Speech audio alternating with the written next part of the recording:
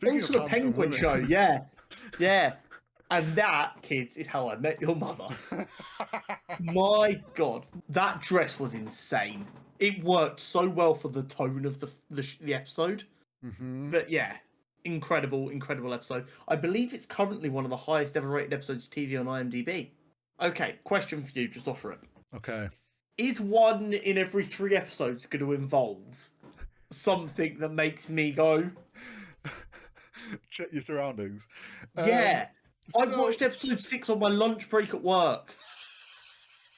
Kick-ass episode, I loved it. This show is an embodiment of what I want Marvel to do more. And this show is like the perfect post-child of that so far. Game introduces built-in voice recognition, immersing I you in a know what the game paranormal is, but I setting can't remember how as the you use word special is. equipment in your search for the I've truth. got this.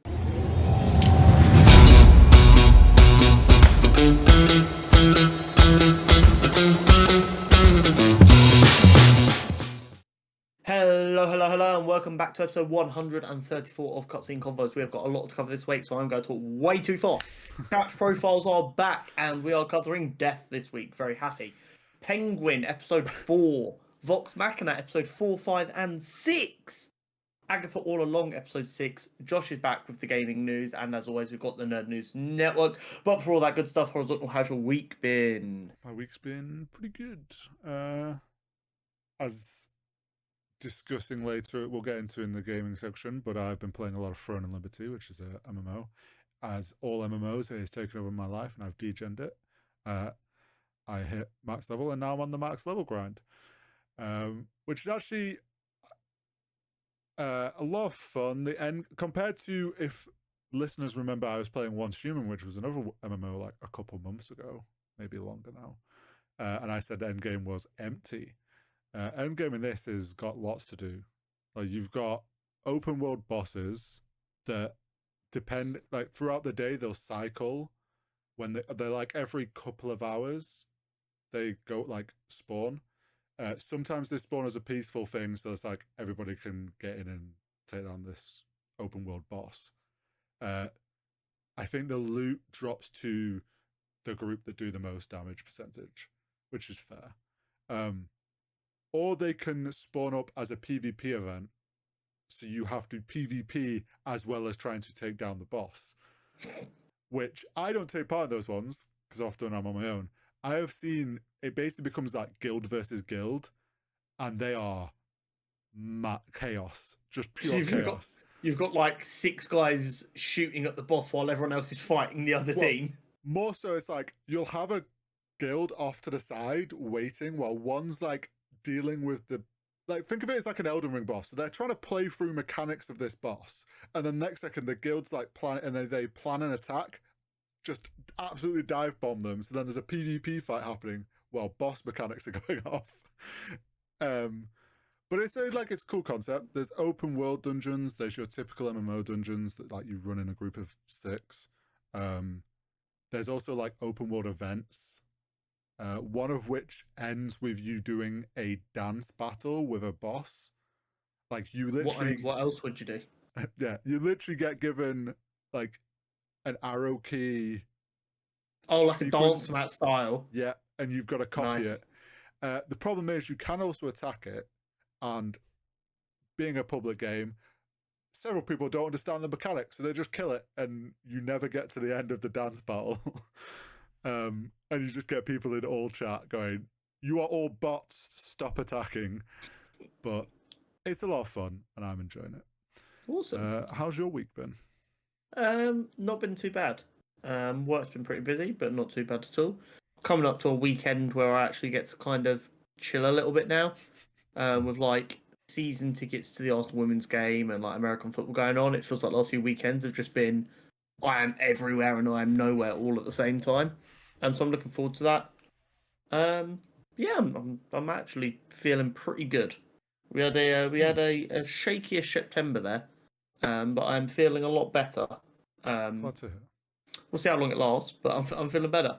But yeah, no, it's been good. I've got comics to read, I've got books to read, I've got so much stuff to do, and like a desire to do it, which is nice. And now it's just trying to stay productive so that I can find time to do it. But we'll get there. Speaking of which, Death. Um, Nice. this week's character profile is on Death. It is inspired not by how shitty September was, but by the rumor that Audrey Plaza's character in Agatha All Along is in fact Death. So this is I thought, MCU's Death. yes, Or the Marvel Death. yes, Marvel Death. It's not here yet, despite what the haters will tell you. Yeah. The cosmic being and personification of Death first appeared in Marvel Mystery Comics number 10, with the more common form we think of first appearing in Captain Marvel number 26. Despite being a universe of superpowered individuals, the certainty of life are still the same: death and taxes. While death can and does take any form, it's most often depicted as a cloaked skeleton, similar to the traditional Grim Reaper, or as a woman. The first design choice is clear in its purpose and inspiration. The second design choice comes from Death's most famous interactions with Thanos and Deadpool. Of course, most people are aware of Thanos' plans to use the Infinity Stones to halve the population of the universe. While in the films his inspiration was from resources being shared evenly, in the comics his motivations are much simpler: love. From a young age on Titan, Death began manifesting themselves to Thanos in the form of a young girl around the same age as him. From there, she convinced him into dangerous situations and tricked him into killing other animals to survive them. She then gradually accelerated this by becoming his only friend and confidant, so she would have more power over him. She in turn used this power over him to convince Thanos to kill larger and larger animals. This eventually would lead to Thanos falling in love with her despite her rejection of him. In an attempt to win her over, he began killing other Titanians, with Thanos now developing a liking to all the murder, which pleased Death. After trying to convince Death to run away with him, and being rebuffed once again, he killed his mother, hoping to quench his murderous thirst once and for all, and ran away. After many years of hiding, he became disgruntled on a pirate ship he was working on, and his true nature returned, killing the captain, and he decided it was time to return to Titan. Once he arrived back at Titan, he was greeted by Death, who finally decided she would allow him to court her, on one condition: he must prove he belongs to her and her alone. This led to Thanos becoming the Mad Titan and going on his universal rampage, destroying every planet and civilization he came across, all in an attempt to get Death to love him back. Eventually, after destroying his homeworld of Titan, he earned his first kiss from Death, and she revealed her true nature to him for the first time. Deadpool is another character who is famously in love with Death.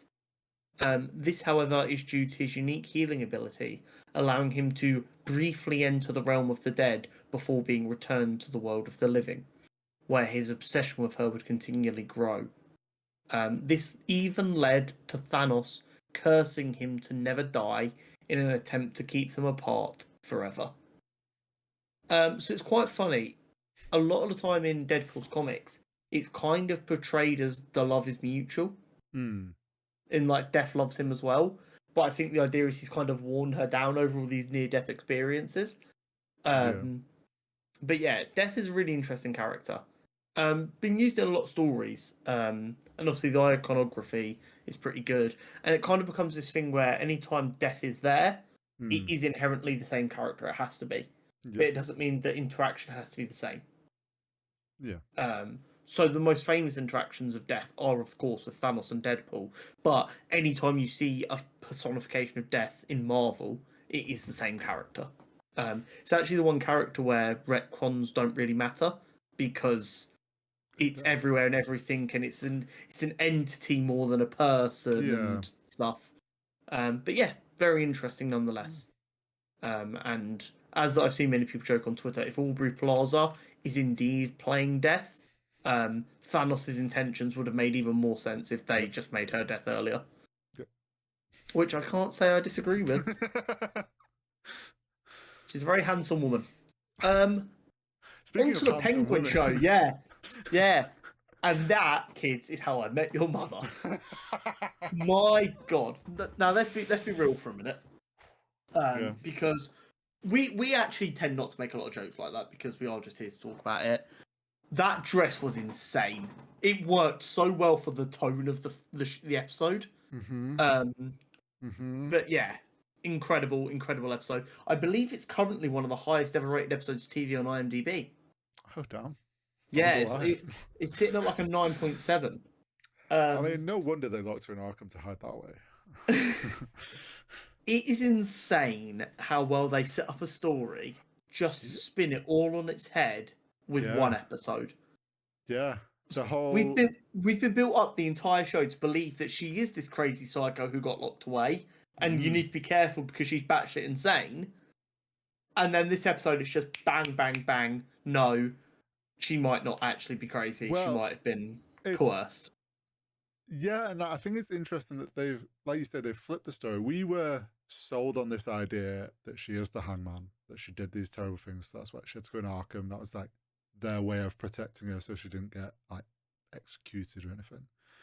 Twist, like we saw the story from a certain perspective. And then this episode, we get to finally see it from her perspective, which is she knows she's a mobster's daughter, but they don't talk about those things.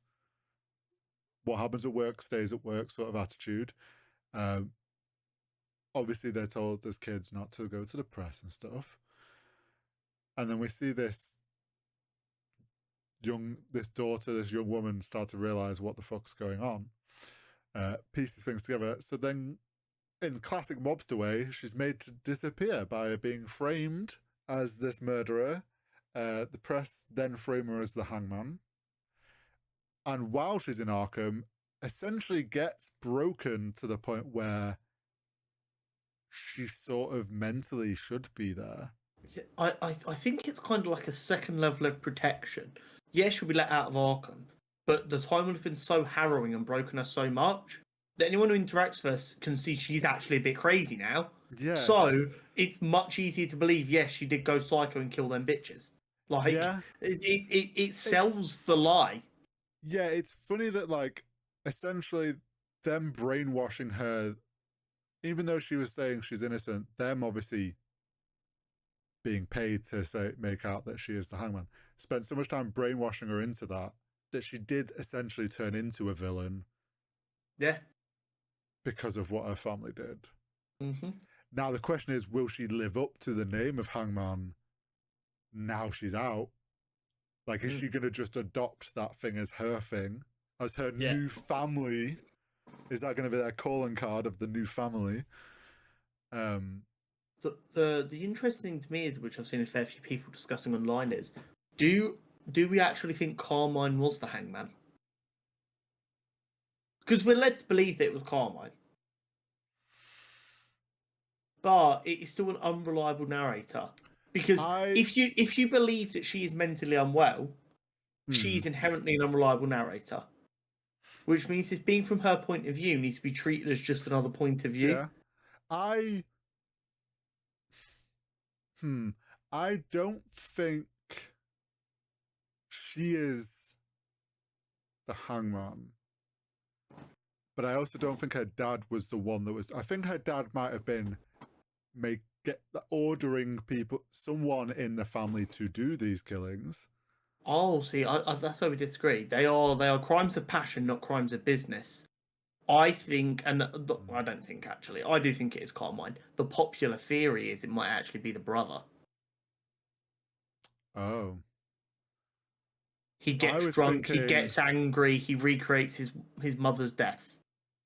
We know he has a drink and drug problem. See, I was wondering who else has been around that whole time, but skinhead guy that they were blackmailing. Baldy McBaldface. Yeah, that's the right-hand man. It's one of those where it's like, like you say, actually, we don't know 100% yet because we can't trust what perspective we're getting this from. I think our theory about Scarecrow is even more true now when we get to see the inside of Arkham. Yeah. Do we think that other Doctor is anyone important? I don't believe so. It wasn't a name that jumped out to me for any reason. Okay.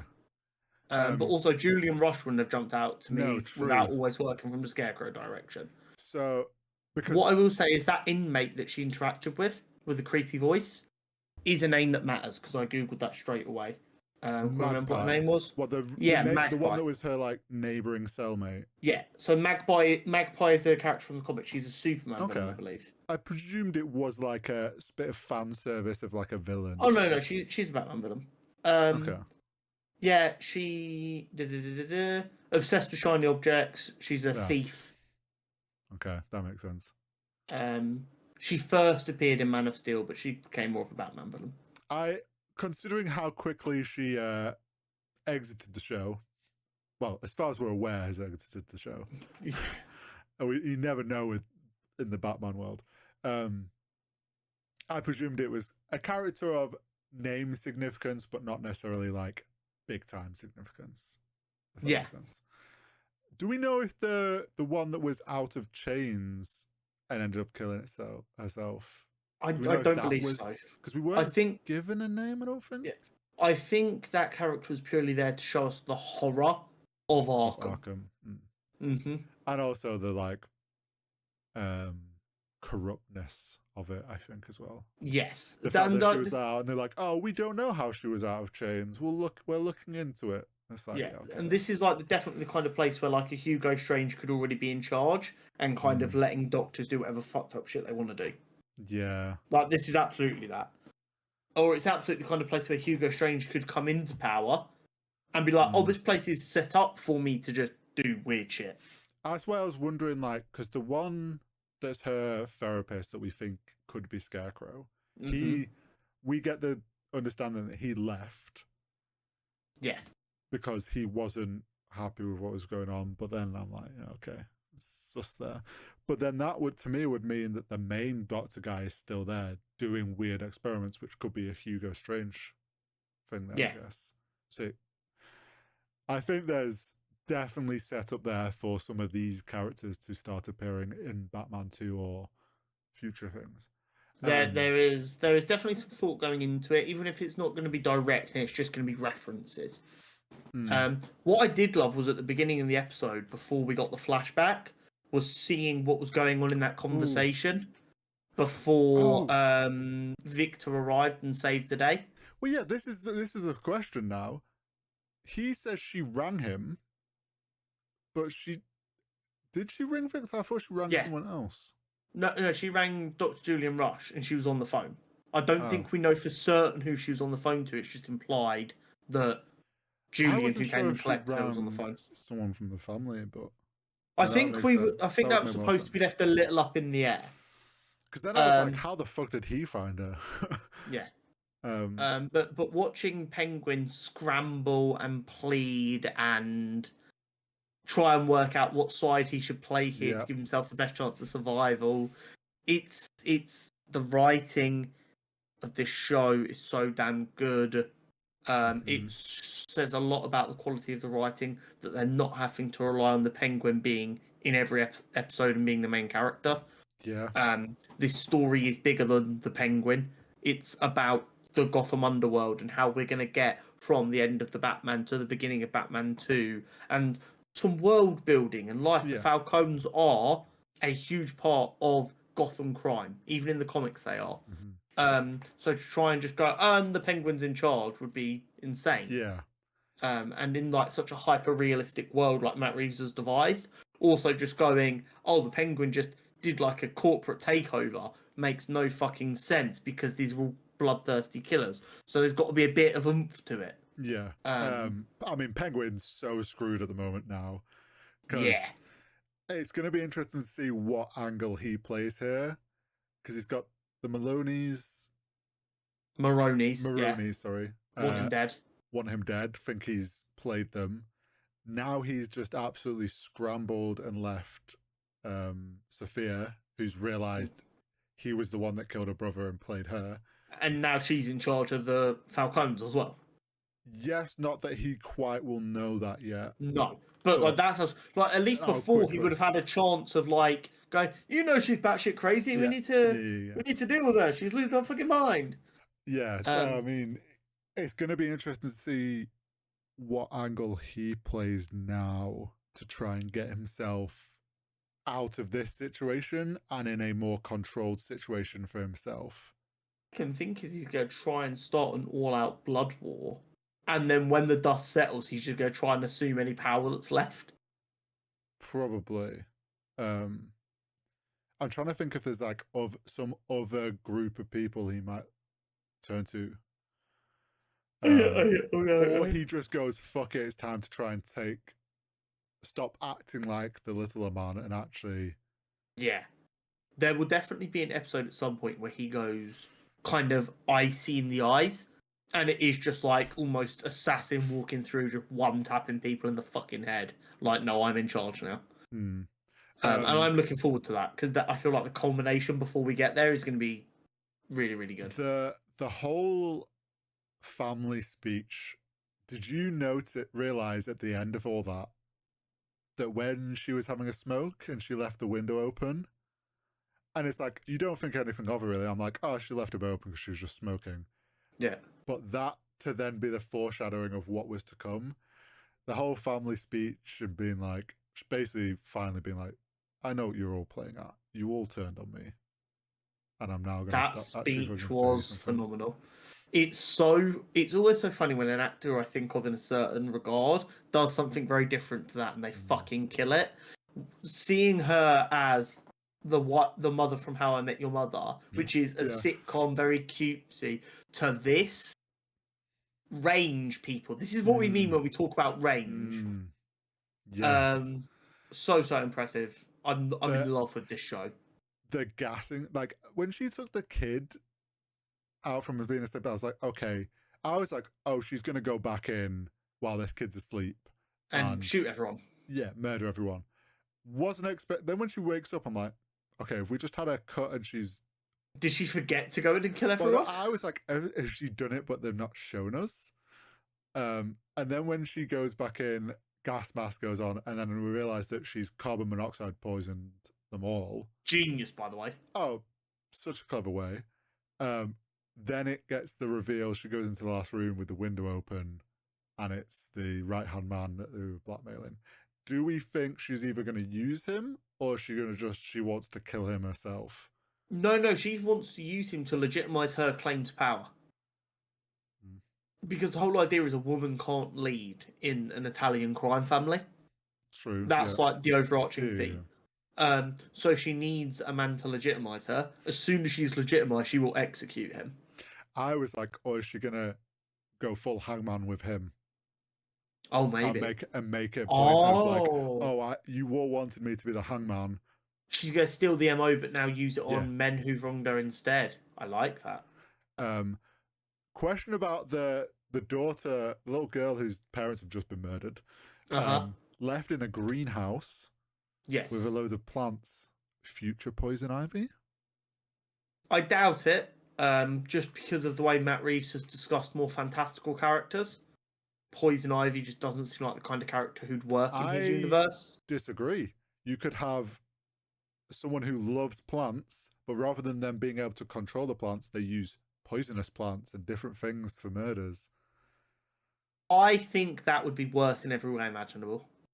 And also, Poison Ivy has got to a point where she's not really a villain anymore. She's an anti-hero, which kind of makes it a bit difficult to get the best out of her. Fair. Poison Ivy is the perfect kind of character for a DCU, which clearly has a more colourful, fantastical vibe going on. It was just because it was like the greenhouse and like there's this kid that's now no parents. If she would have died out there, I would have been a lot more inclined to agree. Okay. But I just don't think so. But yeah, it's going to be interesting next week to see Penguin's response to all this. I'm very curious what the next episode is now. I wonder as well, because obviously Victor having crushed someone with a car, I'm pretty sure that's his first murder. Yeah. That's First either confirmed kill. that's either gonna have him freak the fuck out and want to run away again, or he's about to turn into like Penguin's best right hand man he's ever had. And right at the perfect time for them to both be like, this is our moment. Yeah. Um, I'm getting a horrible feeling he's actually gonna turn on Victor. I feel like that is how they're gonna transform Oz Penguin from from character who seems honest for a criminal to holy shit, this guy's a villain. That seems like a really good way of doing it. I get you. That could be interesting. Yeah. But loving the show so far. It's absolutely must-watch TV, like of the highest order. And it feels really good. And also, knowing that the show is doing well and can succeed, but the DCU's already got like a different tone, and this isn't going to like make DC go, oh, we need to make everything dark and gritty, makes it actually a lot more enjoyable. If DC films were a little bit shaky at the minute with like their direction, I'd be really worried they'd see the success of Batman and this show and go, everything needs to be dark and gritty. Yeah, they go all in on this world. Yeah. Yeah, no. Vox Machina. Yeah, speaking of TV that we're enjoying. 4, 5, and 6. Yes. Okay, question for you, just offer it. Okay. Is one in every 3 episodes going to involve something that makes me go... Check your surroundings. Yeah. I watched episode 6 on my lunch break at work. So do you remember last week when I said, oh, there's another saucy scene coming? Yeah. This is the saucy scene. I did not see that coming. Vax gets up and walks, and then Vex just picks up like... I genuinely like... When I tell you the excitement... So it's slightly tweaked. So... Is it just so it's a little bit less... No. Slightly tweaked in location, which threw me off a little. Okay. So... with this story at the moment, I've realized going in and checking some things, stories have been a little tweaked in location and when things happen.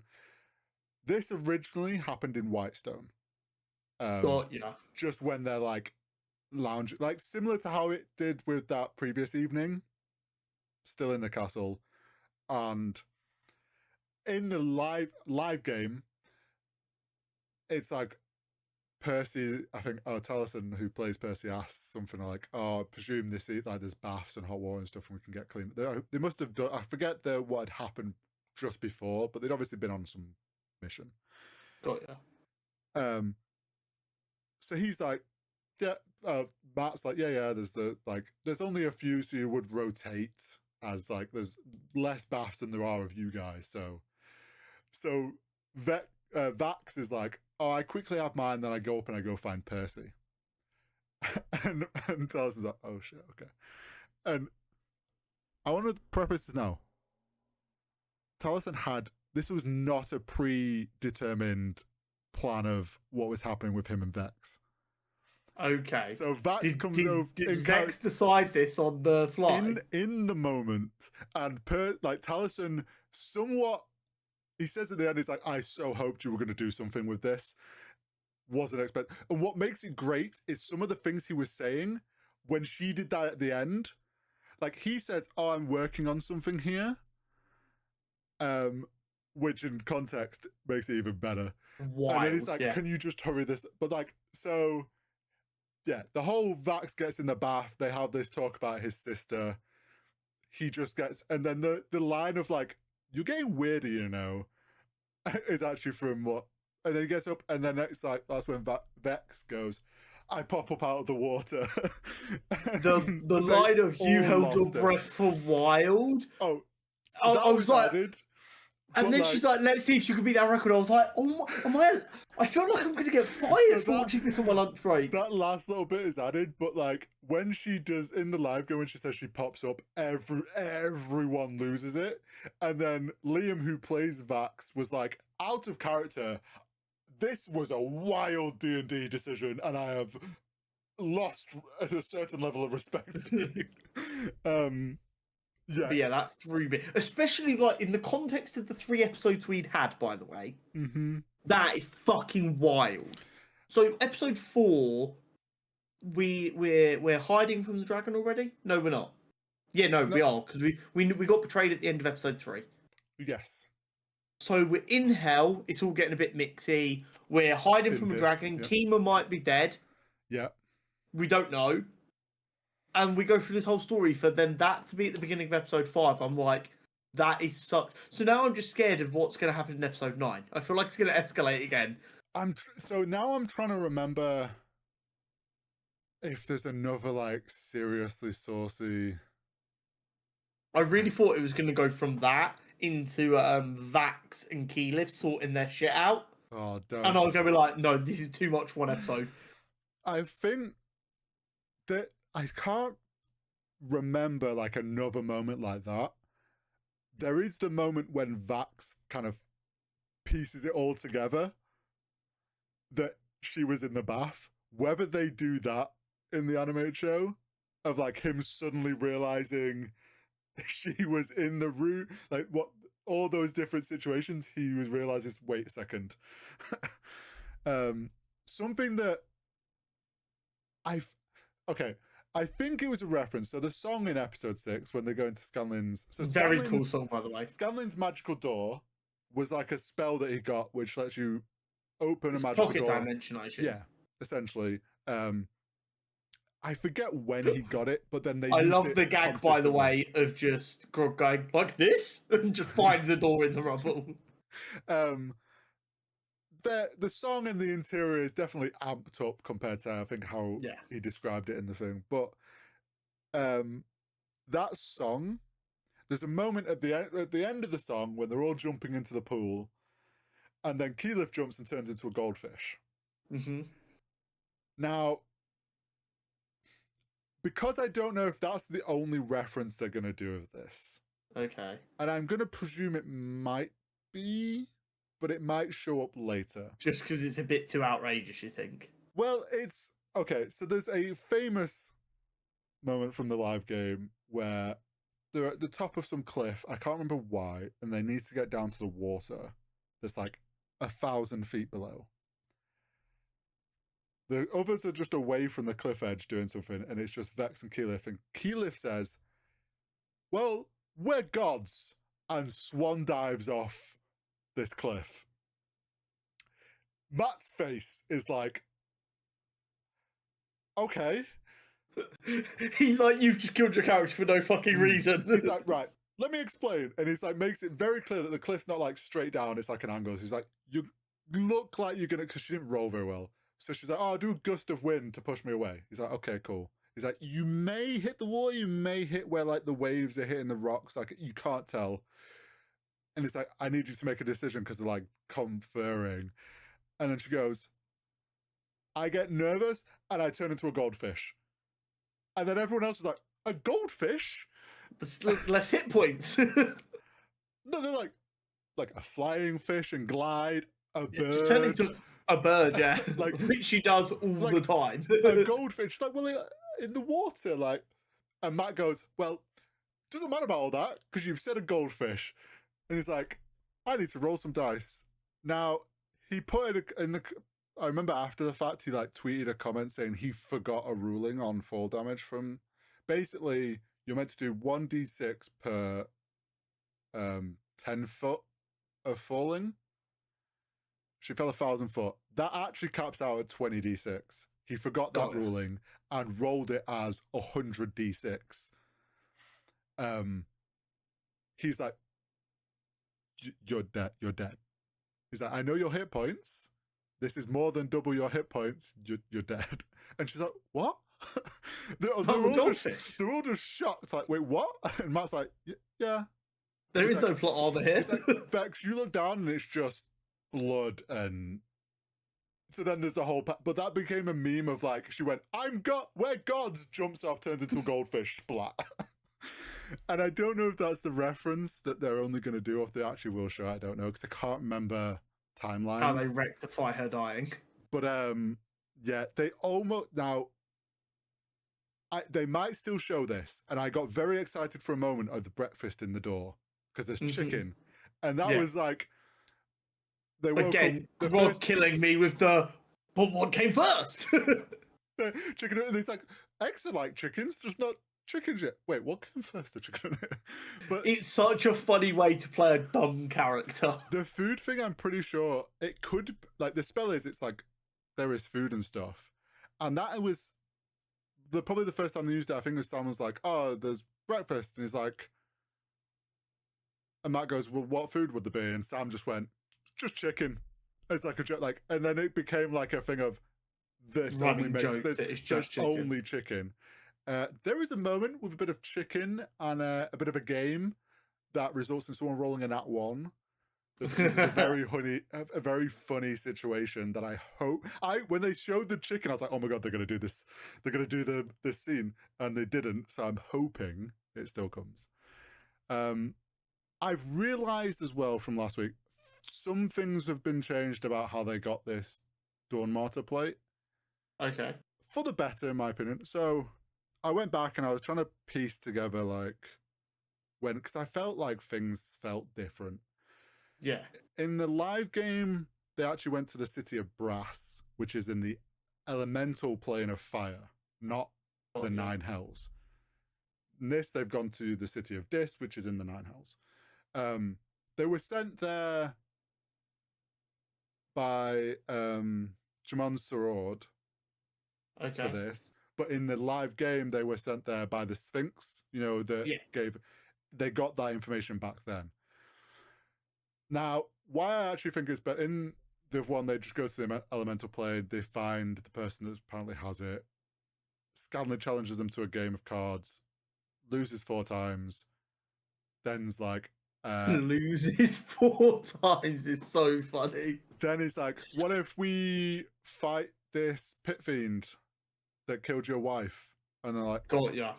Make a deal in that way. So they have to fight a pit fiend, which a pit fiend is like a crazy thing to fight. So in this, instead, it's like they've gone to...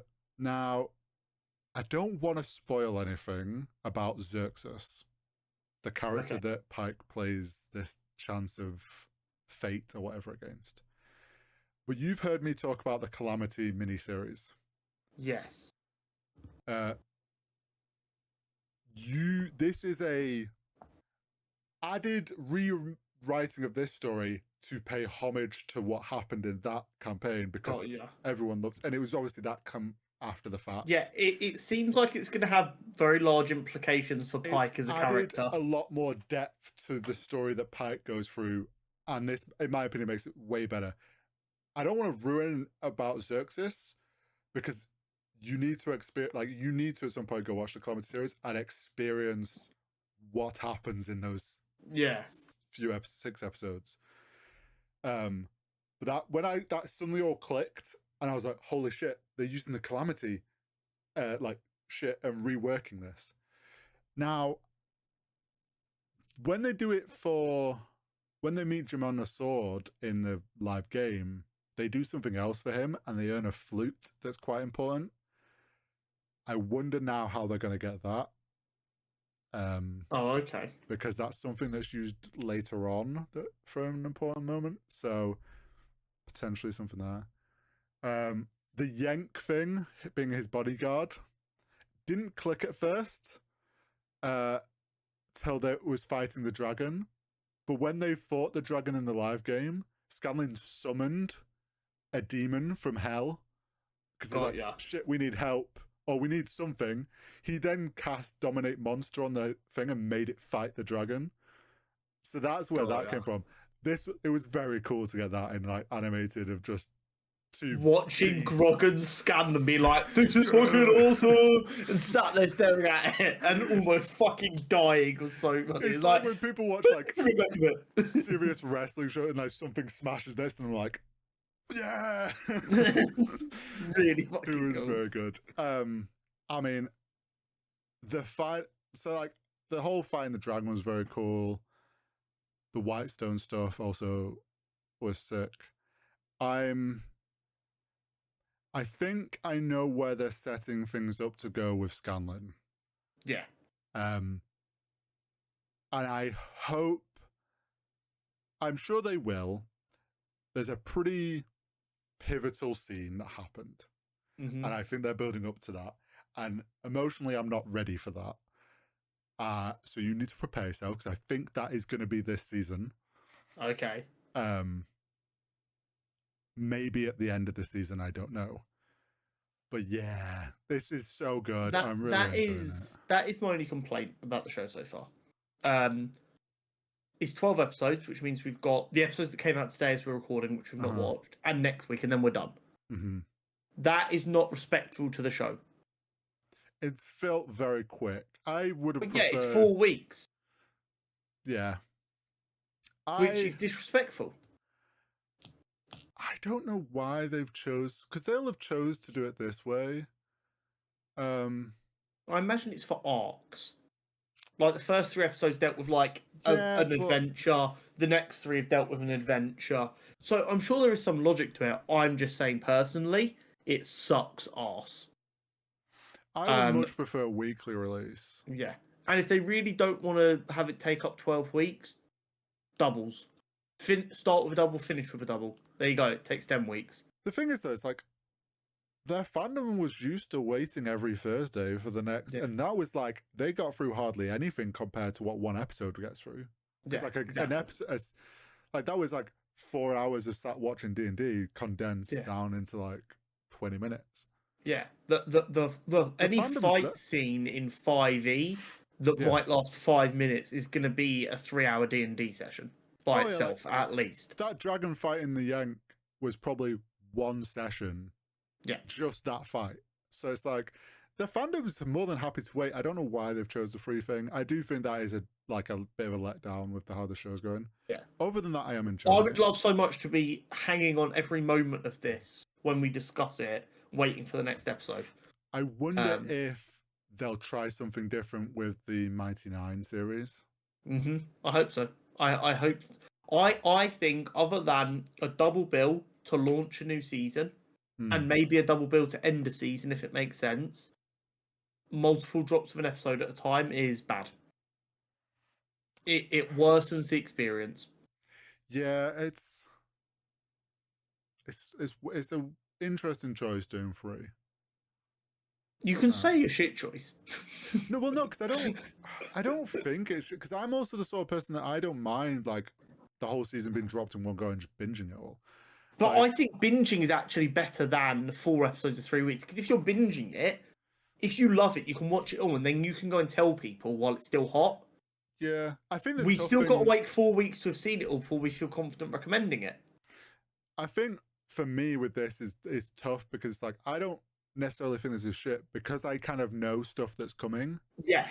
So it's like you're not actually waiting for the story, you're just waiting to see how they show it. I'm waiting to see if things get put in. Yeah. Which obviously gives me a different perspective on it. I can see why you wouldn't necessarily like the 3 week though. I find it disrespectful to a lot of hard work going into an animated project. Animated projects take ages. So to go, we're going to get all this done in 1 month. Yeah, I know what you mean. Is weird. Moving on. Agatha, episode 6.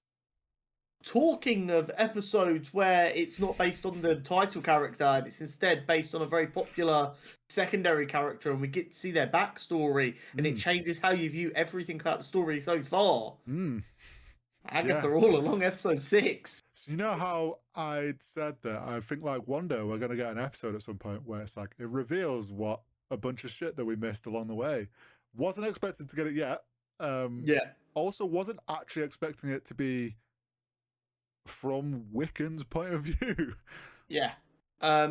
Kick-ass episode. I loved it. This show is an embodiment of what I want Marvel to do more, which is instead of making the show fit a Marvel tone, go, this show is its thing. It has its own tone. It has its own identity. Yes, it takes place in the Marvel universe, but guess what? Don't fucking matter. This thing has its own tone. Like, that's what they need to, like, let things be things. Just because it's in the Marvel universe doesn't mean it will have to look identical. And this show is like the perfect post child of that so far. Yeah. Seeing what was going on with Billy before the hex blew up, essentially. Yes. So that Really was cool. so we're getting obviously like he's having his bar mitzvah, I presume. Yes. And I'm like, oh, and I was like, you could sense that his character was maybe like the parents seemed off a bit. I was like, are they gonna have it revealed like he is not their kid or something? I thought he was adopted. And it was gonna be like Wanda hid this kid with them. Yeah. And they were gonna play it into that way. To which then at the bar mitzvah, the witch is there. And actually, she's technically the one that did the sigil. Gave the sigil. Yeah, she did do the sigil. Whereas we were thinking, lifeline prediction. Yeah, and we were thinking it was maybe going to be put on himself, which he kind of did by sort of maybe realizing what it was, but keeping it. No. Oh. So he always had the sigil was on him. So if you remember, they talk about it, the only way to break a sigil is to break a sigil. Yeah. Which is why at the end of the episode she destroyed the thing. Yeah. So the sigil was put in from that point. I think she did it to kind of protect him. Well, so my understanding is the sigil protected his name to witches. Yes, because she realized who he was going to become. Yeah. And I like how she also then goes, she said, the tower inverted. Yeah. Which I'm not sure what that's about. Wanda's death. Because that's the like thing collapsing. What if something happens? That's where my brain, because she's looking ahead. Yeah. What if it's something to do with that? And I'll see you again when the tower's inverted. Which is why she was kind of like, oh, that doesn't matter. Don't worry, it was something else. Oh, I didn't consider that, but you're right. Just because also it's right after she just kind of figured out what he was going to become. Yeah, the whole. So I'm guessing, like, just to check my understanding, he died as the twins. Wanda gave up the twins that she'd faked as everything was kind of imploding. Yes. So what I don't know is onto his body. Yeah. So to make it easy, we're going to call them William Kaplan and William Maximoff, just to make it simple. Okay. So you got Billy Kaplan, who is the actual kid. Right. And then you got Billy Maximoff, who didn't exist and was inside the hex. Yes. I think that Kaplan did survive the car crash because we know his body survived. I just think, and it feels a little weird just because their name was the same that they're doing this, but I'm willing to let it slide because it's cool.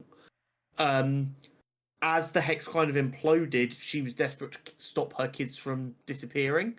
And because we know she can warp reality, she infused his spirit into Billy Kaplan's body. Right. What I don't know is if that killed Billy Kaplan, just leaving Billy Maximoff, or if they're both in there and Maximoff's like just on top, and the end of Witch's Road will kind of merge them so that he remembers his life before and after. Got you. Because right now he doesn't remember anything about his life before the car crash. So I think what we're going to do to have him be a well-rounded character is he will unlock his memories from before. Yeah, and it'll be like and they'll kind of merge into one person. Also thinking to the thing of when Agatha's climbed out and then he tries to use his powers and he can't. That would add up to the idea that they're both in there, kind of not really merged as one, and it's causing issues on both sides. Yes. Very, very cool. I enjoyed Eddie as a character. Yeah. It sucks that he has to go, though.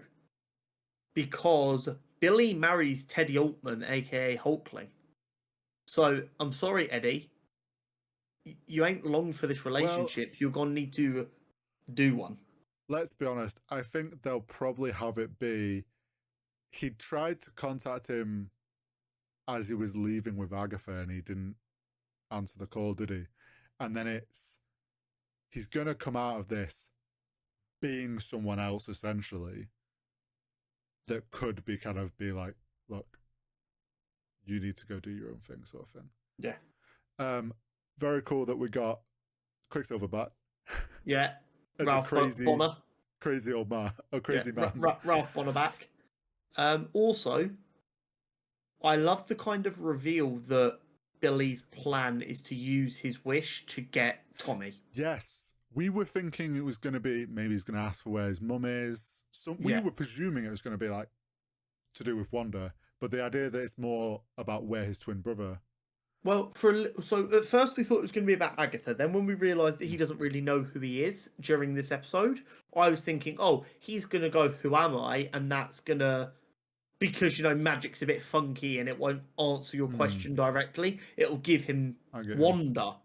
But then, like, the symbolism wasn't, like, phenomenally interesting, but it was pretty clear.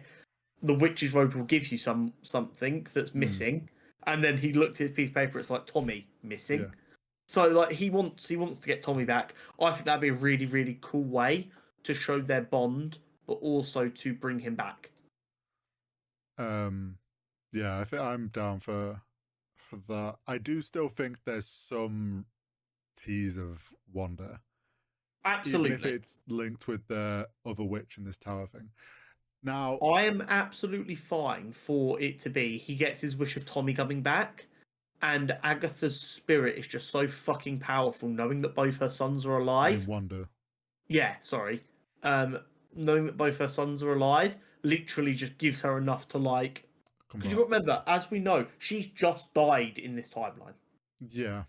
That's what like unlocked Agatha. Yes. Along with kind of partially. Him doing his. Also, I loved seeing the other side of that interrogation. Oh, yeah.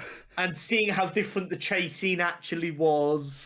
Because, like we said at the time, it was like, so Agatha was an unreliable narrator for that episode. So seeing what actually happened. And Billy being quite switched on, he's like, I think you've typecast me in this, like, B-plot character. Yeah. So I'm just going to let you keep doing what you're doing. And then that realization was like, wait, you heard what I said. Yes. He's like, so I guess it's time for me to do this. Yeah, so now we see it as like, when we thought she was watching that first episode and we think she's losing it, not knowing that it was all a charade, actually that was just reality seeping in. Yeah. Yeah, it was very cool. I wondered, they obviously purposely, like, when he looks through the window, she's talking to someone with two mugs. We presume Death is not there. Yeah. But knowing it was Aubrey Plaza, like, she could have been in there.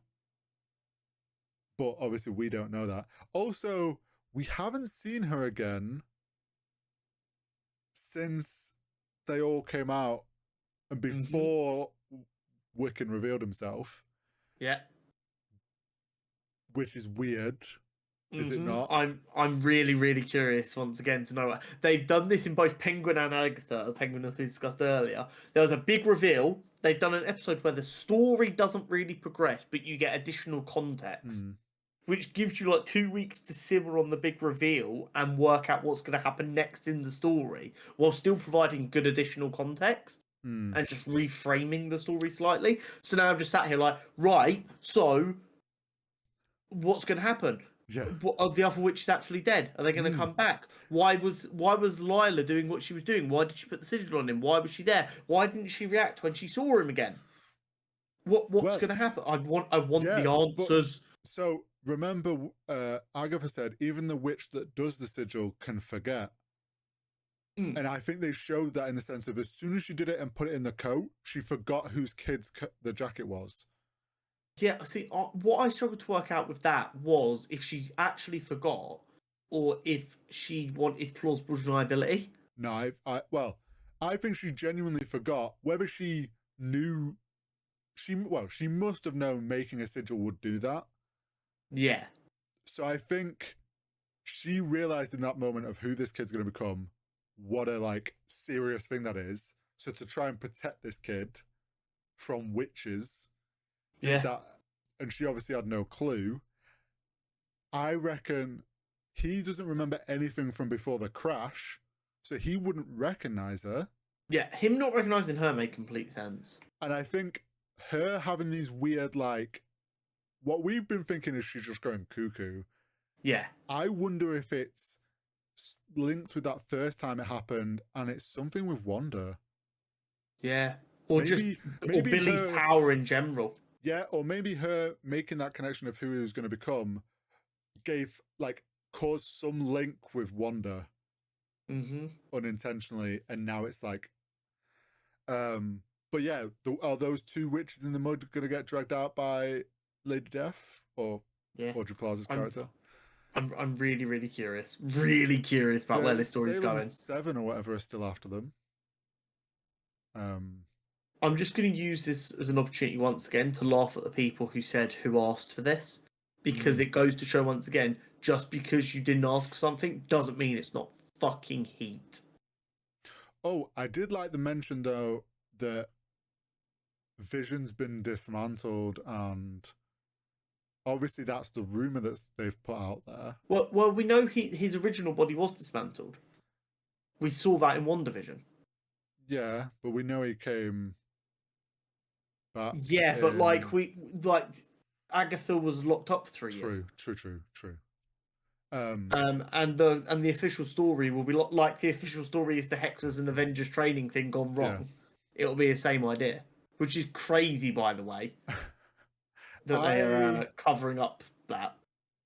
I still think this ends with Agatha being left on the Witch's Road, and that's how they're gonna kind of have her trapped, but can still return as a villain again. Yeah, I wouldn't disagree with that at all. I'm really curious to see where this goes. I'm so excited. We've got 3 episodes left, I believe. Yeah, I think so. Yeah. So some fun things are still awaiting us for sure. Yeah. And from Marvel to some marvelous gaming takes, Josh is back again with updates on games that have come and gone and games that are coming and will be going after that. Welcome back, Josh. How you been? Yeah, not bad. Great segue as always. Thanks for having me. Always got to address the segue. Yeah, he's got to. Yeah, I love it. I thrive off a good segue.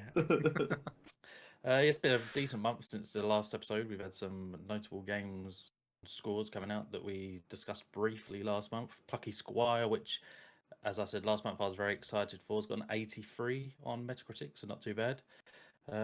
Legend of Zelda Echoes of Wisdom, top-down game, 86. Zelda was always going to score fairly high. EA Sports FC 25, the bane of my life at the minute, 77, and it should be lower, to be completely honest. Yeah, I was about to say, that surprised me. I've not seen a single person go, this game's good. It's because it's not, but it's still taken over my life. Con, this is one we're going to be asking you to discuss in a bit. Starfield's Shattered Space DLC is currently sitting on a 62 on Metacritic, so we'll come back to your thoughts shortly on that one. Silent Hill 2 Remake, which I am yet to start playing, is on an 86, and top 5 game of the year so far, Metaphor ReFantasio, is currently on a 94. I can't say I've even heard of this game. It's not a game, it's turn-based. It's the same people that make Persona. It's from what I know, it's Persona, just in a different time setting. People are probably going to get mad at me for that one and get it wrong. It's basically it's made by Atlas, who make Persona. Okay. So it's not something I don't think any of us three really would be interested in, but 94 out of 100. But yeah, it doesn't surprise me. It's quite high. I tried playing Persona 3, I think, and the turn-based, I just couldn't do it. Yeah, so. it's just turn-based is rough. I like to feel like I'm in control of everything, so the nature of turn-based just kind of ruins that a little bit. But yeah, some decent scores since the last episode, and I expect some good ones coming out because we have got some big games coming out. And one Hori, you can discuss it now, mate. Go for it. The New World Eternum DLC, I want to say 15th of October. So as we're recording, it is out. I won't share the score yet because obviously it's only basically a day old. Hori, are you going to be checking this one out? I refuse to call it a DLC. It is a relaunch. Okay. More than a deal. It's what got announced at, I think it was Summer Games Fest, and I was like, ooh, DLC. Then when I looked into it, it wasn't. They're essentially relaunching the game, now calling it New World Eternum, and it's also on console. Because it's come to console, isn't it? Yeah, I was about to say. Yeah. So the top suggestion when you search New World Eternum is the New World Eternum a new game? No. So, okay. It's compared to when New World launched, it could be seen as a new game in the sense that they've completely reworked the early game questing system and progression. Or they completely reworked all the progression so it feels nicer. So my gripe, which this is someone who has like 500 hours on New World, but I haven't played it since the actual first DLC came out. So I don't play anymore. I kind of like, it's one of those games where I wish it was better at endgame. It just kind of lost me. Mm-hmm. But it very much, and the PC community has this, they were promised a huge announcement in July. That announcement was this, to which then they were like, this isn't anything for us. It's not what we wanted. Yeah. So then they were like, oh yeah, wait till like October, November, we'll have a PC thing, which they still haven't said anything. So the PC community kind of just feels like they've been used as a beta tester and then now kind of thrown to the side. Yeah. Which is totally valid. It very much feels like they've just alienated their entire player base to try and grab console. So yeah, I can't imagine the score is going to be very high. No, I'm currently if you have the base game, is it a free DLC or do you have to No, pay for it? 60 quid. So yeah, if you I'm trying to find have the Thingy Earth DLC, which was the first one, you will get Eternum. It's weird though because it's like also everyone that I've seen that are clearly all being like this isn't anything against the creators, but it's clear that all these creators are being paid to promote this new game. And a lot of them are like, yeah, you better off just making a new character. There's no like, otherwise nothing's going to be different for you. Yeah, I'm looking at my Steam library now, and the base game of New World has changed to New World Eternum. So I don't know if that means I have it. Yeah, there is some bits of new content that it's bringing in for I think Endgame that you wouldn't have access to, but obviously all the like start section of like making a new character, you would be able to play because that is the new character experience. Right. Okay. It's it's a messy situation. That is the way to put it. It's just, can we just have an MMO where they don't screw over their player base? No. That'd be too easy. If you screw over your player base, there's more money to be made. True. Somehow. Anyway, on to the other releases to come. We'll come back to New World next month when it has a score. Super Mario Party Jamboree is going to score well. Did Mario Parties do? That one's coming out. I feel like Nintendo never scores badly. Even if they actually release a bad game, I feel like it's still an okay score. Yeah, it will get 70s. You wouldn't get many like first party. I'm not completely wrong. Xbox could never. But that is 27th of October. One we might be checking out. Hori probably won't. I might. Con might. Black Ops 6 is October 25th, I want to say.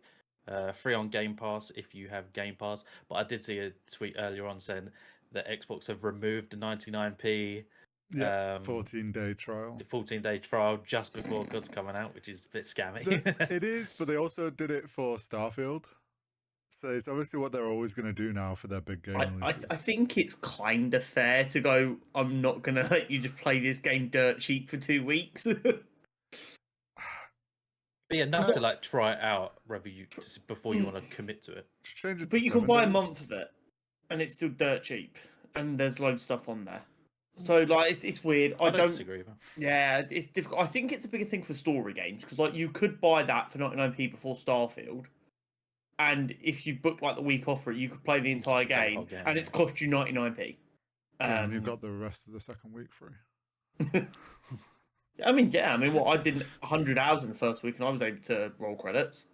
I I think for something like COD, they could be slightly less scummy and just have it be like you get a week trial for 99p, because like after a week, that's enough time to get someone hooked on the new COD that they're then gonna want to play more, but then they have to pay. Yeah. I'm excited for the CDL on this game, which I haven't been for the last few years. But I played the beta. It feels like a game where I finally feel like maybe I'm just too old and can't be asked to learn the new mechanics. Shit on in the beta. So like I'll give it a go. I might keep it installed purely for the zombies experience. That looks like it's gonna be a fuck ton of fun. But I don't see myself playing a fuck ton of multiplayer unless like something clicks while playing zombies and I finally get the movement. Yeah, so I have Game Pass anyway, so I'll probably install it just in case IRLs want to play. Definitely interested in checking zombies out. Whether multiplayer will stick, I doubt it, but I'll have to wait. I think I'm just not twisted enough to all these kids that are playing nowadays. I tried the beta for like one evening and I was just like, I have no excitement to play COD multiplayer anymore. If we want to play a COD style game and that, I'd much rather play X because I'm actually good at that. I mean, if I want to play a fast-paced, chaotic game, I'll go play Deadlock. Yeah, I'm having withdrawal symptoms from that game, bro. Honestly, FIFA has taken over my life. It's so Rank's bad. out as well now. Is it actually? Oh, it's solo only. We will not be there. Solo only. Okay, that might be something I have to check out. Life is Strange Double Exposure: The Return of Max Caulfield. I will be there. I have pre-ordered it. 29th of October. I'll be there day one. I will be googling spoilers and messaging them to Josh throughout the launch date. Never speak to you ever again. And then one that's guaranteed, I think, high 80s, low 90s, Dragon Age Veilguard, 31st of October. Ooh. So is there not a massive concern that this is going to get review bombed because it's being seen as woke? Probably. But I mean, I feel that's like every game nowadays. Yeah, exactly. Yeah, so. I just feel like when this game got announced, I saw like a big uproar on the internet. I don't know if then idiots have moved on to something else now, or if this game's gonna get dragged in the mud. I'm kind of interested by it. It looks unbelievable. Yeah, I've never played a Dragon Age game before, but this one has definitely piqued my interest. I'm the exact same. I've always looked at them and gone, "Oh, I should go back and replay them someday." And then because they've changed the art style a little bit and made it a like a reboot almost of the franchise, like what you know and love, but we're going to try something. It almost feels like a really good jumping on point. So I'm definitely tempted. Yep, that's fair enough. That is it, I believe, for the rest of October. There is some games at the start of November that I can't actually recall off the top of my head, so we'll go over the scores on the doors at the start. I believe the Luigi game for Switch is November 7th, I want to say. So that's all stuff we can recap next month. In terms of announcements, news and updates, we just got a couple of points we'll quickly fire through. On the 24th of September, I tuned in. I don't know if either of you have checked it out. There was a PlayStation State of Play that got surprise announced on the 23rd, the day before. And the big one that everyone was talking about, Ghost of Yote, the Sucker Punch's new game following Ghost of Tsushima, which was obviously a huge success. We got a new female protagonist, which is one people were complaining about because they're stupid.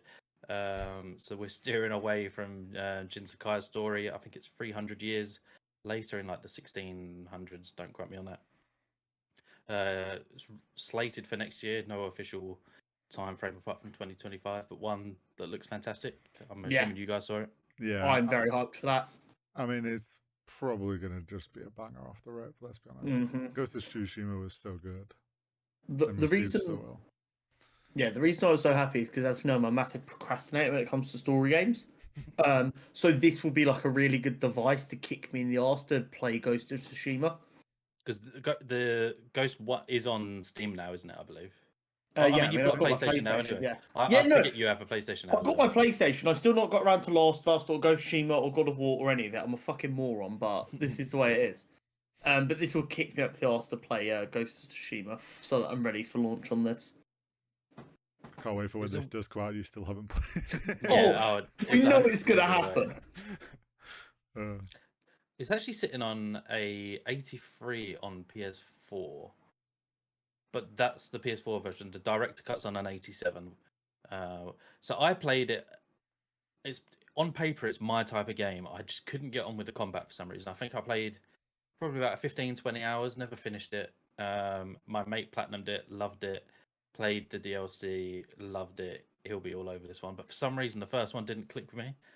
I might check this one out. The setting's great. Obviously, we're all looking forward to, well, I know I am, Assassin's Creed Shadows with a Japanese theme. So if that one might get me intrigued into this one, we'll have to wait and see. But I predict this one's, like Hori said, is going to do. Yeah, I'd be People are amazed gonna if it love it. doesn't. Also, Erika Ishii is the actress playing Atsu, and I have a lot of love for Erika Ishii as a massive Dropout fan. So when I realised it was her as well, I'm like, yeah, let's cook. A lot of people were stoked that she got cast. Yeah, she's really good. 100%. One that breaks our hearts. We was there day one. We knew it eventually was going to happen. Nintendo and Pokemon Company are suing Pal World, despite Pocket Pair's boss originally coming out and saying that they passed all the legal checks. But realistically, we saw this coming, didn't we? So here's the thing. Me and Hori did discuss this when it first broke a little while ago. And the thing that pissed me and Hori off is this isn't about perceived like they are Pokemon. This is because Nintendo have copyrighted game mechanics. Yeah. And they're suing them for that, which is horrific for gaming in general. Technically, the boss for Pocket Pair isn't wrong, because like, they did do legal checks at the beginning when the game launched, and they felt they were covered. And they were, in what they looked at. None of them, I don't think, I expected to be like, oh, this is now a patented game mechanic that Pokemon's claimed. Oh, and they got it 3 months after our game's release, and now they're suing us with it retroactively. Like, what? This is one of the court cases that if Nintendo win, it's actually really scary for gaming in general. Because what's going to stop Call of Duty trying to fucking copyright ADSing in video games or some shit? But we're laughing, but it's the exact same kind of idea. You'll get like some race between like Valve and Riot of who can patent MOBA mechanics. Like, towers on a 3-lane map, and then suddenly it's like everyone's just trying to like take each other down. It's just it's really, really dangerous. I know what you mean, but do you reckon Nintendo and Pokemon, like Game Freak, know that they've got the facilities to win this one without too much hassle? Nintendo are one of the most litigious the other companies big in the dogs history went of the up world. against each other. The problem for Pal World is their studio is in Hong Kong, or I'm pretty sure where it's also in Japan. Company is. Yeah, it's they're screwed in the sense that they're in the same country as Pokemon. It would be a lot harder for like Pokemon to come over to a UK-based company and be like, look, we have these patents, because you don't know if they're like global patents. There's obviously different levels to things. It is worrying. I said it to Con when we discussed it. It's sad that we're in a world where probably all of us, especially, and a lot of people that enjoy Nintendo games, as kids, we thought Nintendo were amazing. They had all the best games. We loved Mario. We loved Pokemon. We've all got older and we've realized Pokemon is a terrible company that hates gaming. And they just keep proving it, and it's a bit of a sad thing. At this point, Nintendo are more a law firm than a gaming company. Yeah. Stop filing lawsuits, stop spending so much on legal proceedings, and make something better than the fucking Switch. And make some like genuinely phenomenal gaming experiences. Like, I hate how litigious Nintendo have become, because their IPs are second to none. Go out there and just make good games, which we know they can do as well. Just stop making it so that I don't want you to do well, because you just want to sue a company because their game has the ability to throw a ball and catch an animal. Like, grow up. Do you reckon they're did either of you two see the leaks that happened? Which leaks are these, sorry? That regards to Pokemon. Yeah, I listened to Kind of Funny talking about huge data leak. They had a huge data leak, and amongst like future titles and different things, there was like internal like discussion stuff leaked. Internal staff had how do I put this? Come up with fanfic lore about Nice. certain Pokemon being used in certain very, very weird furry sort of ways.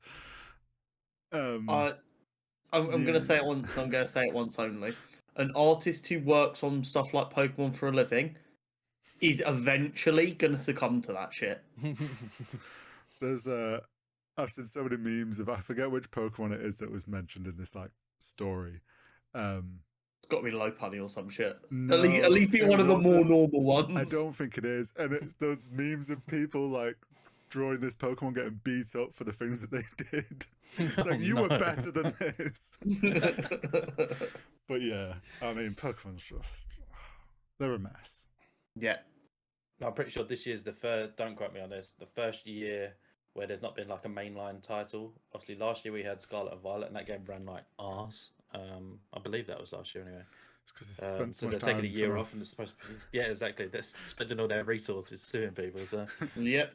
DMCA and content creators. Wow. it's tough. It's tough out there. Unlucky Power World is all I can say.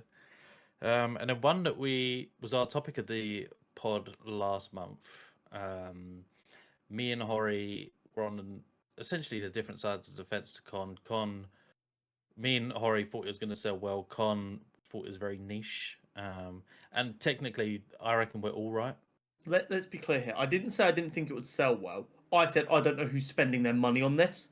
Two very different things. And I said there's plenty of idiots. It turns out fucking loads of people were ready. Especially when you're in a special anniversary edition. The special anniversary edition had Twitter twerking for Sony so quickly. It's like 2 days ago, you guys were wanting to burn Sony to the ground. They release a grey version, and you're all just there throwing it back in the club. I will say, as I was someone who's like, I'm not a PlayStation fan. PS5 Pro, I was like, there's people that'll buy it, whether they need it or not. As soon as they showed the anniversary, I was like, if I had spare money, I would buy that. The big thing that got me was them bringing the colours for the buttons back onto the special edition controller. It was they made sure to make every part of it match. And I was like, oh yeah. When Josh eventually invites me around for dinner, I'm stealing his controller. I'm the one that he's got in the closet ready to scalp in 6 months. Yeah. Definitely not. So as Con says, I did manage to get a DualSense. Absolutely buzzing. I can't wait. But I'm looking at the website now. They are all back in stock. Not the special edition. You can pre-order a regular PlayStation Pro at $700. I thought the other one was really good value. Like the PlayStation, like the anniversary edition, it was £960. You got the controller. Good value. You get good value. Bro said good value a full chest. Let me finish my sentence. You get the PlayStation, the dock, the charger, a normal controller, and the DualSense Edge, which by itself is like £200 anyway. So value-wise, it is better than buying it all separately. When you look at it, the fact that if you look at it, the fact that it's a 30-year anniversary, that price divided by 30 for every year the PlayStation's been out, that's pretty good value. Yeah, unfortunately, Hori, only one of us here is pushing 30. Referee. And also, don't forget the really, really sick cable and stuff that comes with it, the accessories. The USB cable. I am not saying that the design isn't gorgeous. It's so sick. I'm not saying the design isn't gorgeous, but counterpoint, for the amount of money that massive bundle costs, you could buy 300 loaves of garlic bread. True. Can you play The Last of Us on garlic bread? Just wait 6 months, they'll remaster it for garlic bread again anyway. If Xbox suddenly brought out like a transparent green Xbox One, I'd maybe consider buying it. Yeah, like, exactly. It's just one of them. The thing I thought was quite good, although like it was a mess trying to buy the anniversary. It was even a mess trying to buy the Bros regular. Well, in Japan, you had to have a PlayStation account that had, was it 30 hours on it of playing some sort of PlayStation game, and you had to prove that. So that was their way of like trying to combat scalpers. I hate it, but I like it. I hate it because it's necessary, and that's dumb. I like it because fuck scalpers. I think more like for games consoles, you could definitely easily do that. 100%. There's definitely ways that can be used as a some sort of like, I don't know, you can only buy tickets to a Taylor Swift concert if you've got so many hours played of her music on Spotify or something. But you can bot that so You easily. could, but like, you know what I mean? There's that idea could be implemented into other things as a way Gamer to score. Make it a game score. The higher game score, you got like higher priority in the list. Can't be there. I've got fuckloads But of if you've platinum got trophies. over a certain amount, you're not allowed because you're a no lag. If you're over it, if you're not, if you're in the top 0.1%, then it's like, you're gonna skip this generation and go the fuck outside. But from what I know, the UK release, obviously we're a lot smaller than the US. UK release No, wasn't as bad as the US one. Like the US one completely crashed. You couldn't even buy it. That's because we have a bit more sense over in this country. But also, American sites are so much easier to scalp because they don't give a fuck who's buying in America, which means you will just get more bot accounts hitting it. They don't give a fuck. Yeah, fair play. Well, I got my controller, so Yeah, no, I was gassed. I was gassed for you when you said you got your controller. That was the only thing that I was like, I think it's the 22nd of November. No, it's 17th of October, mate. I literally right, that's my last episode as a guest. Actually, guys, I'm afraid this is where the November. podcast ends forever. I'm on smoke today. I don't give a fuck. Terrible. I looked down. I was like, "What? That's not." I got it straight away, and I hated it straight away. Well, 22nd of November, I believe, is when the controller comes. Awesome. Con, I'll see you on the 23rd. for being a melt, you can open the floor with what you've been playing recently and your thoughts on Starfield Shattered Space DLC as well. So I don't really have any thoughts on it yet, but in a way, that's kind of a thought in itself. I've bought it. I've played about 3 hours of it. Here's the thing: it's what I like about Starfield, and like the new scenery is nice. They made the new planets feel different, which is something the original game struggled with a little bit. But I feel like it didn't add enough for the price of the DLC. How much was In the it? sense, 26 quid. I feel like it just added story stuff, which is fine, but it doesn't. And again, I've not played much of it, so maybe I've just not got to the point of unlocking like new hardware, so to speak, yet.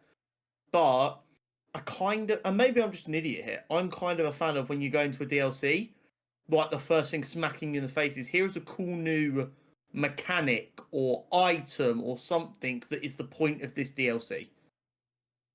To be like 3 hours deep and not have that yet, it's a bit annoying. And also, the game crashed like 3 times in 3 hours, which is more than I had Starfield crash in the week where I played 100 hours in 4 days, which is fucking insanity.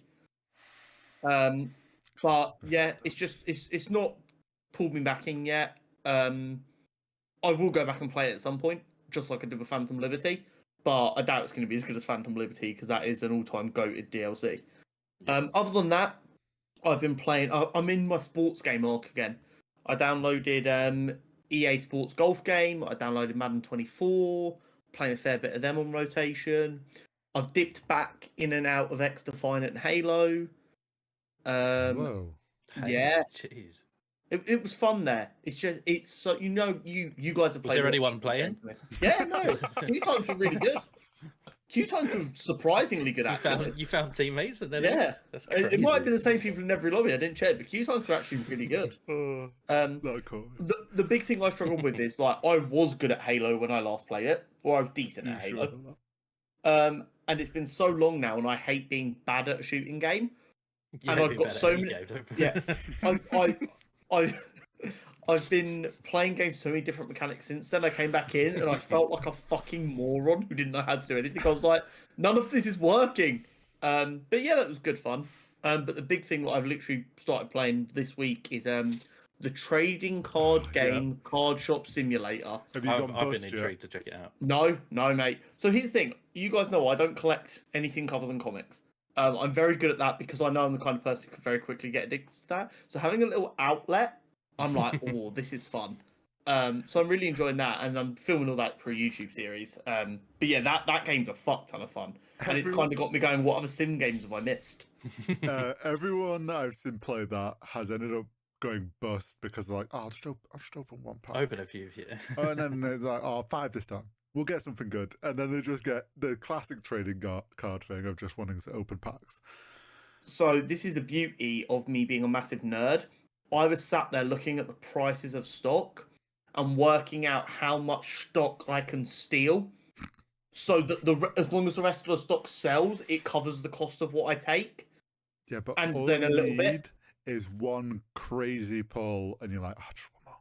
Just one Yeah, I hit a crazy pull on my very first day in my sub That's how 10 they pack. get you.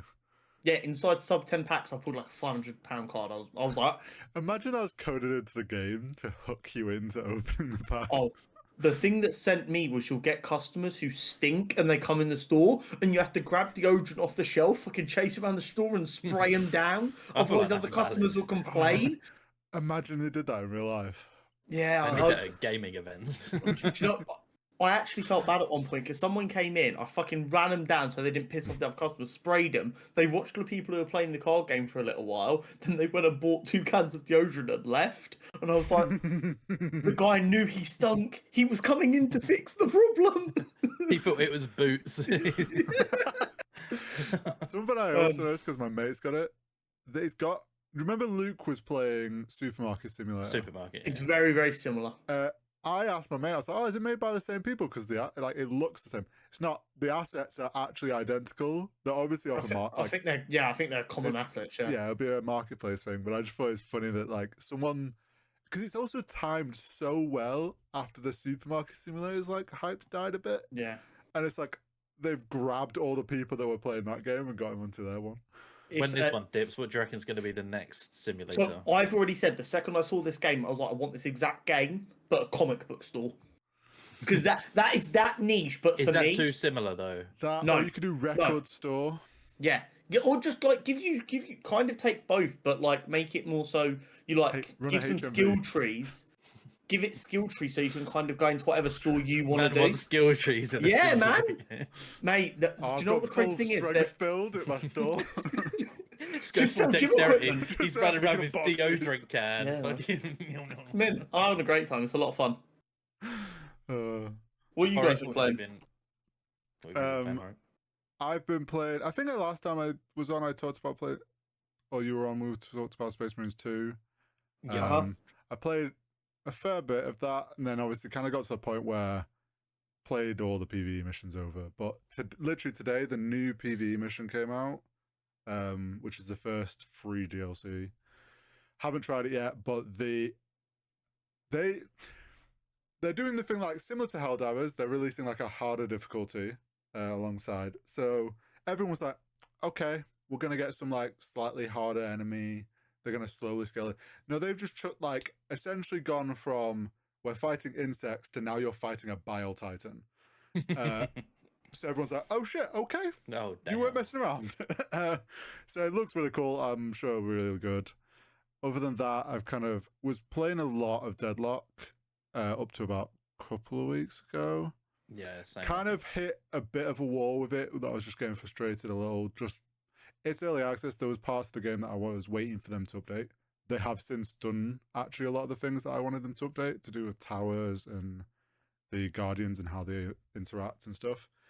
And then literally Tuesday or yesterday, I forget now, ranked modes came out. They're doing it differently to like what a normal ranked mode would run as at the moment. It's early access. So it's solo only. There's certain 2 windows in a day that you can play ranked games. I bet them games are sweaty as fuck even at the lowest rank. Probably at the moment, because the way it is you're not going to gain plus or minus like skill to rank up and rank down. Every Tuesday at the same time globally, it will scan the games you've played essentially, look at how you performed versus who you were against, and use that to figure out what your skill rating is, and then you will get a badge and a Wait, so your rank updates once a week? Yep. No, I'd lose my mind. Imagine you like get to quite high rank, then 3 weeks in a row you feel like you're playing quite well, and you just fall out. You're like, but I didn't even know I was falling. What do you mean? Yeah, but you shouldn't fall too strict because it should take into consideration who you're against. the thing is, it's like you have to have played a minimum of 7 games in the week to get it updated. I'm not against it because it's early access, that they're trying something. This isn't necessarily what their rank's going to be. If you're going to play They're 6 testing stuff games, out, you'll aren't just stay at the same level. You'll get an unconfirmed rank. Oh, but you're just going to get mega sweats. You just play 6 games a week so they can keep stomping on losers. I don't know if you will get still placed in a rank, but it'll Yeah, say unconfirmed. There's probably got to be a way around it. Otherwise, like you say, loads of people Yeah, be just have a abusing bunch of it. people who just play 6 games It'll where they be stomp. interesting to see how this first couple of weeks of it goes before the next big update, or the next week. I will not be give it a go. returning. I will give it a go at some point. Yeah, but it's the same. it sounds like an interesting way of trying ranked. Whether it actually works out at keeping matchmaking a bit more fair, I don't know. We'll have to wait and see. Yeah. And I'm then down other for than companies. I'm down for companies to try and rethink ranked a little Yeah. bit. It feels like we're not in the most optimum way, and I don't know what the most optimum way is. So, like them trying some stuff, that, it seems like a good idea. and then literally like the last week, I've been playing Throne of Liberty, which I mentioned a while back as an upcoming MMO. Throne of Liberty. Throne. I've seen your Throne Discord activity. and Liberty. Yeah, I've just like saying you've played it like X amount of days in a row. Oh, how many hours have I got in it now already? Oh, it looks surprisingly good for an MMO. Normally they look so like burgers. So it's Korean. It's already been out in Korea for like a year. I have 87 hours. In a week. Solid shift. So the big discussion around it is, oh my god, it's pay to win. It's a Korean MMO. It's pay to win. I feel like all MMOs are kind of pay to win. Yeah, Korean MMOs are notorious for it. If you want to look at it in the simplest terms of, can you buy gear for real money? Yes. But when you actually look into it, it's because the auction house runs off a currency that you buy for real money. The thing is, you find an item, you can sell it on the auction house, you earn that currency, you can then use that to buy gear, and you haven't swiped once. It's more, the best way I've seen it explained is it's actually you're more paying for convenience. Like, you just speeding up the process of getting you're just skipping the grind. Someone who puts in the grind, like I've now got 87 hours, I've got 2 of my end game pieces of gear already, and I haven't swiped once. And one of them is like fully maxed out, traded, like with traits and everything. And I earned enough of the currency to buy the battle pass, so I didn't have to pay any money for a battle pass. I don't think like the combat. A lot of people dropped off the game really quickly because the combat feels clunky. The combat early game is very basic, and if you don't tweak some of your settings, it can feel clunky. When you get the hang of it in late game, when you've got more abilities and different things, it feels a lot of fun. It's one of those. For a free-to-play MMO, I think it's really good. It's not going to be everyone's cup of tea. Some people are going to get hung up on the whole pay-to-win thing. It means less to me because I mainly do PvE, so it doesn't really affect me too much. Fair enough. But yeah, that's what I've been playing. Nice. If you've been on, what Josh. about you, Josh? So as I mentioned last month, Plucky Squire was one that was shown like an event like last year, maybe even the year before, and I was really excited for. It came out day 1 on PlayStation Extra, so day 1 I was there. There's 10 chapters in the game. I got to chapter 8, I want to say. I'm going for the platinum, and I hit a bug. I hit a game-breaking bug for me, and a couple of people on the subreddit experienced the same, where I couldn't physically proceed to the next chapter because of there was a component missing in the game, and I couldn't go back and get it. I believe it's been patched now. Game-breaking bug. Xbox would never. There was a few. I'm pretty sure this game is literally on Xbox as well. Backpedal. There was like a handful of different bugs from what I saw, which wasn't ideal, but there has been several patches since. I haven't gone back to it yet. I want to go back to it because I was very much enjoying the first 7 chapters that I played before it did break. I'll be getting platinum for that. I've got to be honest, when I read your notes, I thought it said Plucky Squirrel, and I was like, what the fuck has Josh been playing? To be fair, I'm pretty sure Squirrel with a Gun came out. Oh, yeah. Say? I Like thought it was some yesterday. like wholesome version of that. Essentially, it was just No. Squirrel running around like collecting There's a acorns and streamer I shit. watch who was playing. He randomly started playing it on stream because his chat was pestering him to play it. Is that Squirrel with a Gun? Sorry. Yeah, it's such a random fucking game. When did it go? Yeah, it came out 2 days ago. I knew it was this week. Apart from that, FIFA. As per every year, I say I'm not going to buy it, and here I am. I think I've played it every day since it's come out. Yeah, you're an absolute nerd. I would love to play games with you guys again, but Hori's playing random fucking Korean MMOs. You're playing FIFA. It's And the only shooter game I could get you guys to play right now is Deadlock, and I'd literally rather kill You've myself. uninstalled it. So It's never getting installed again. I want to go back to Deadlock now that there is this ranked. I prefer to play with like Hori or any of his mates because solo queuing is a bit meh at times. Yeah. I'll so make, that's I'll what I make wanna you go a back to. promise right now. Oh. If Gabe Newell hits the emails and offers me 100 Gs, I will reinstall that game and play it every day for a month. That's going to be I mean, I'm difficult pretty when sure the everyone only did it. game he recognizes is Dota. Exactly. That is the only condition under which I will Saying that, get back on Deadlock. this is also an MOBA, so maybe he is a Deadlock fan. Yeah, if he wants to give little old me with like combining every social media platform, which is probably multiple of the same accounts, sub 2,000 eyes, yeah, sweet. Just going to go use some AI to... But yeah, FIFA's got me by the balls. It always gets you by the balls.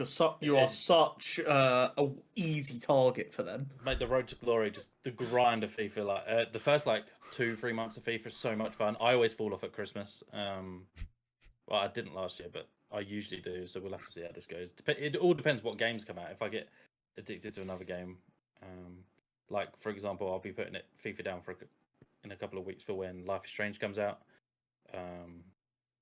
Yeah, FIFA at the minute, which I'm not very proud of. I won't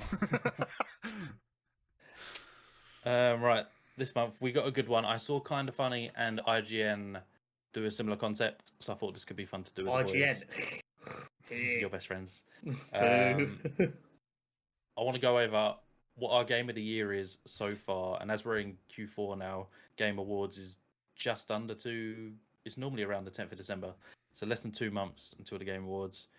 Do we think anything will take over as Game of the Year to what we've already got from what's coming out at the end of the year? Well, I don't. I mean, the two contenders for this year, right, are going to be Black Myth, Wukong, and Elden Ring, surely. Can a DLC win Game of the Year? Well, here's my thing. I think it's going to be on there. I'm pretty personally don't think a DLC should. I think this DLC should be allowed to break that exception. I'm pretty. I don't think the nomination, because obviously it's not a public nomination. I'm pretty sure. We won't know. I'm pretty sure Shadow of the Erdtree is going to be. Probably will be. It would. Available. I'd be surprised if it wasn't on there. Personally, I don't think it should win because they got their limelight when the actual game came out. I think Wukong will probably win. I do think Wukong will win. If Elden Ring Shadow of the Erdtree wins, I'm okay with that because it is phenomenal. I've not played it, but it's very rare I enjoy watching a story game that I've never played as much as I enjoyed that. The only thing that would be, and it would be insane, and I do not see it happening, but the only story game that's got enough IP recognition behind it to get enough people out there is Indiana Jones, but I don't think that comes out until middle of December, so I don't think that can win. And I don't think it's going to be a good enough game anyway, but that's the only outside shot. Games still to come out that could win. It's got to be Farm Sim 25. No, but more interestingly, what of your guys' favourite games of the year, Ben? What would be your personal game of the year? Getting rid of all the snotty award show bullshit. Personally, I'd love if Space Marines 2 won it. The fucking world, for the fans that love that IP, how they've conveyed the world is amazing. They've nailed it. But that, I don't think that's big enough. Would you say that's been your favourite game of the year? Ignoring, I'm trying to think, Deadlock is still early access. I'm trying to think what I've played this year. I'm putting Deadlock in my top 5 games of the year, even though it's not. Oh yeah, it technically out. is. It's in my top 5 by far. I'm trying to think what I've played this year. I'm putting Deadlock as my 13th reason. Jeez. Once Human was shocking. He just got Helldivers through your. 2 was pretty solid. I think Helldivers 2 will win awards at the Game Awards. I don't think it'll win Game of the Year. It's one of them games that's always going to struggle because of how early in the year it came out. We see it in all award shows. There is a right time of year if you want to win an award to release, and it is not February. Well, it's funny you said it because the game that I think will win Game of the Year came out at the end of February. So, And what game's that? Final Fantasy VII Rebirth. Is that not a remake? Yes, technically. Oh, well, then surely it's going to be Last of Us. They must have Last of Us must have remastered at least once this year. It is a new game. It's not just a remake. Like, oh, they actually added something. Yeah, it's not just a remake of Final Fantasy. The Last of Us would never. My 3 favourite games of the year have been Helldivers 2, Power World. Oh, Power World, yeah. And X-Define. I love X-Define. I know it's got some weird press at the minute and people are being weird about it. I really like X-Define and I hope they steady the course and actually allow it to be what it can down be. after season 4, isn't it? I think for me, Helldivers, Power World was great. I need to go back to that. Space Marines 2 has been great. I've put Deadlock up there, even though it's very new. I don't think anything can Indiana Jones could enter your top 3 if it's good. If it's good, it absolutely will be in my top 3 because I actually dislike the fact that I don't have a story game in my top 3. I have a sandbox and 2 multiplayer games, which makes me feel a bit dirty. So if it is quite good, it will walk right into my top 3. Because while I like to sit here and go, all games like should be treated equally, and like story games shouldn't be treated like better than any other game, I still have a little bit of that internal bias. I respect it. I think Cyberpunk 2077 is my game of the year. Actually, I fucking loved playing that game some more this year. I've logged like another 40 hours into that this year.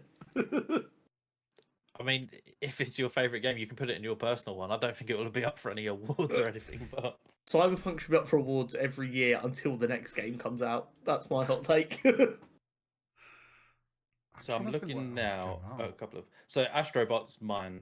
I don't think it's close. Again, I can't think of what I played this year. Obviously, I loved Helldivers 2 for the time that we played with it. Shadow of the Erdtree, I haven't actually finished, but I mean, it's Elden Ring. It's fucking unbelievable. Because I haven't played Black Myth as well. Silent Hill 2, I've not played yet. I don't think Assassin's Creed Shadows. It could enter my top 5 if it's good. I don't think it'll enter top 3 because at the minute I'd probably say Deadlock, Astrobot. I don't know what my third is. I literally can't. I feel think like of what it's been a good year of gaming, but there's nothing 100%. that's jumping out at me as phenomenal. The problem is, it's like I get so like I binge games that then it makes it really hard for me to remember what I was binging before this current binge. Yeah. I completely agree. Star Wars Outlaws, I can't see that winning anything at all. It didn't even get me to spend the money on the game. That's how much their marketing turned me off of it. A disappointment. Hellblade 2 might do okay though because it scores pretty well, and it is that kind of title that wins things. It could win like audio categories for sure. Like that is the kind of game that will win awards, even though it feels like no one you've ever spoken to's played it. And then think about it now. We've got ReFantasio that's got what did I say earlier? 94. Yeah. So like this year, Shadow of the Erdtree over 90, Final Fantasy 7 over a 90, Metaphor, Astrobot all in the 90s. Whereas last year I want to say it was only Baldur's Gate and what was the other game that like didn't win? What was? Oh yeah, what was everyone? Was it another Final Fantasy game? What was Final? It might have been Final Fantasy 16 actually. Yeah, it was because I remember it being Final Fantasy fans who were pissed off at Baldur's Gate for winning. And like I just remember, like there was only like it was like a 2-horse race essentially for Yeah. Game of the Year last year. Whereas this year, No, I've just googled it. It was Legends of Zelda. Oh That's what- yeah, Tears of the Kingdom. Of course, That's it what was. people were pissed off Yeah. about. yeah. Nintendo fanboys cry. Yeah, of course it was. So then this year, obviously, Stellar Blade, I've not played. Got good reviews. Black Myth, I've not played. Dragon's Dogma 2, I don't think we'll get near it. I feel like there's been a year where all of like the popular games that might win an award has been like one of the years where none of them have particularly appealed to me. Because I mean, just the way life be sometimes. Yeah, that's fact. But yeah, it'll be interesting to see what wins for sure. Because like you said, it's not as foregone a conclusion as other years have been. I agree. I'm looking now to see what comes out at the end, like before. What has the an end of the actual year. chance? Obviously, Indiana Jones. It's weird because, like you were saying, there is a cut off. I think games that come out in December fall into next year's category because obviously, say the Game Awards is normally around the 10th.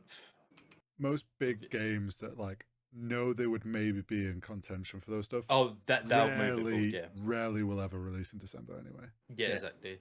So Marvel Rivals we've got on the 6th of December. I'm very excited for that. Indiana Jones we got on the 9th of December. I'm very excited for that.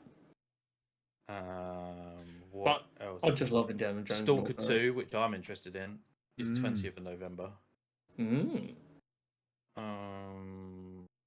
Oh, another game I forgot to mention that I've really enjoyed this year, Harry Potter's Quidditch Championships. Yes, you've been uploading. Yeah, I really enjoyed playing that game. I need to How go many play hours some have more you of it. now? I must be about 15 or so. It's really easy to kind of play, which I know sounds silly, but you know how some games like you've got to be in the mood to sit down and play it. Yep. It's very much a game like a FIFA almost, where you can be like, fuck it, throw it on. It's definitely the kind of game that I could see going in my sports game rotation.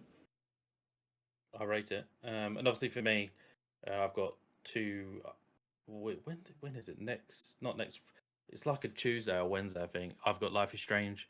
That could definitely sneak into That's going to be your game of the year for sure. I can already tell you that. I think it'll be hard to overtake Astrobot. It could, if so. Did you not admit that one of the previous ones made you cry? Yeah, the first 2 did. So Life is Strange 1 and Beyond the Storm. So a game from a franchise that has a real chance to make you cry might not be Game of the Year over a little robot that's an IP slugfest. Right, I'm not nibbling Christ. at that. And it's funny you say that because the 2 that did make me cry, this one's a sequel to that storyline because Life is Strange 2 and True Colors aren't the same story, like the same characters as 1 and Beyond the Storm. But the new one coming out is going back to the original character. So I'm very excited for it. Whether we'll cry, we'll find out on next month's episode. Next time on Dragon Ball. Next month's episode, I'll be able to tell you.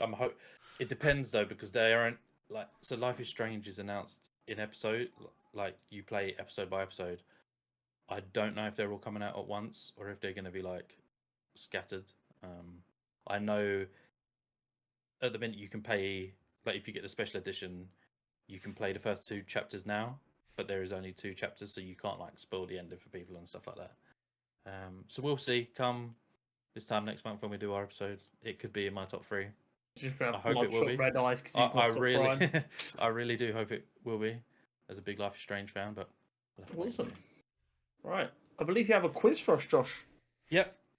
As I said previously, can't wait to lose again. Each month we will have a quiz on episodes like today where there's quite a lot to talk about. It will only be a 5-question quiz, and obviously October, spooky season. You can tell the theme of this episode will in fact be horror games. I love horror games so much, but I don't play them. I just love watching people play them. One day I'll get over this and just bite the bullet and start playing horror games. So this could help in your favour. So the theme I've done, it's not general knowledge. I'm going to read you a synopsis of the game, and you've got to tell me what the game is. Okay.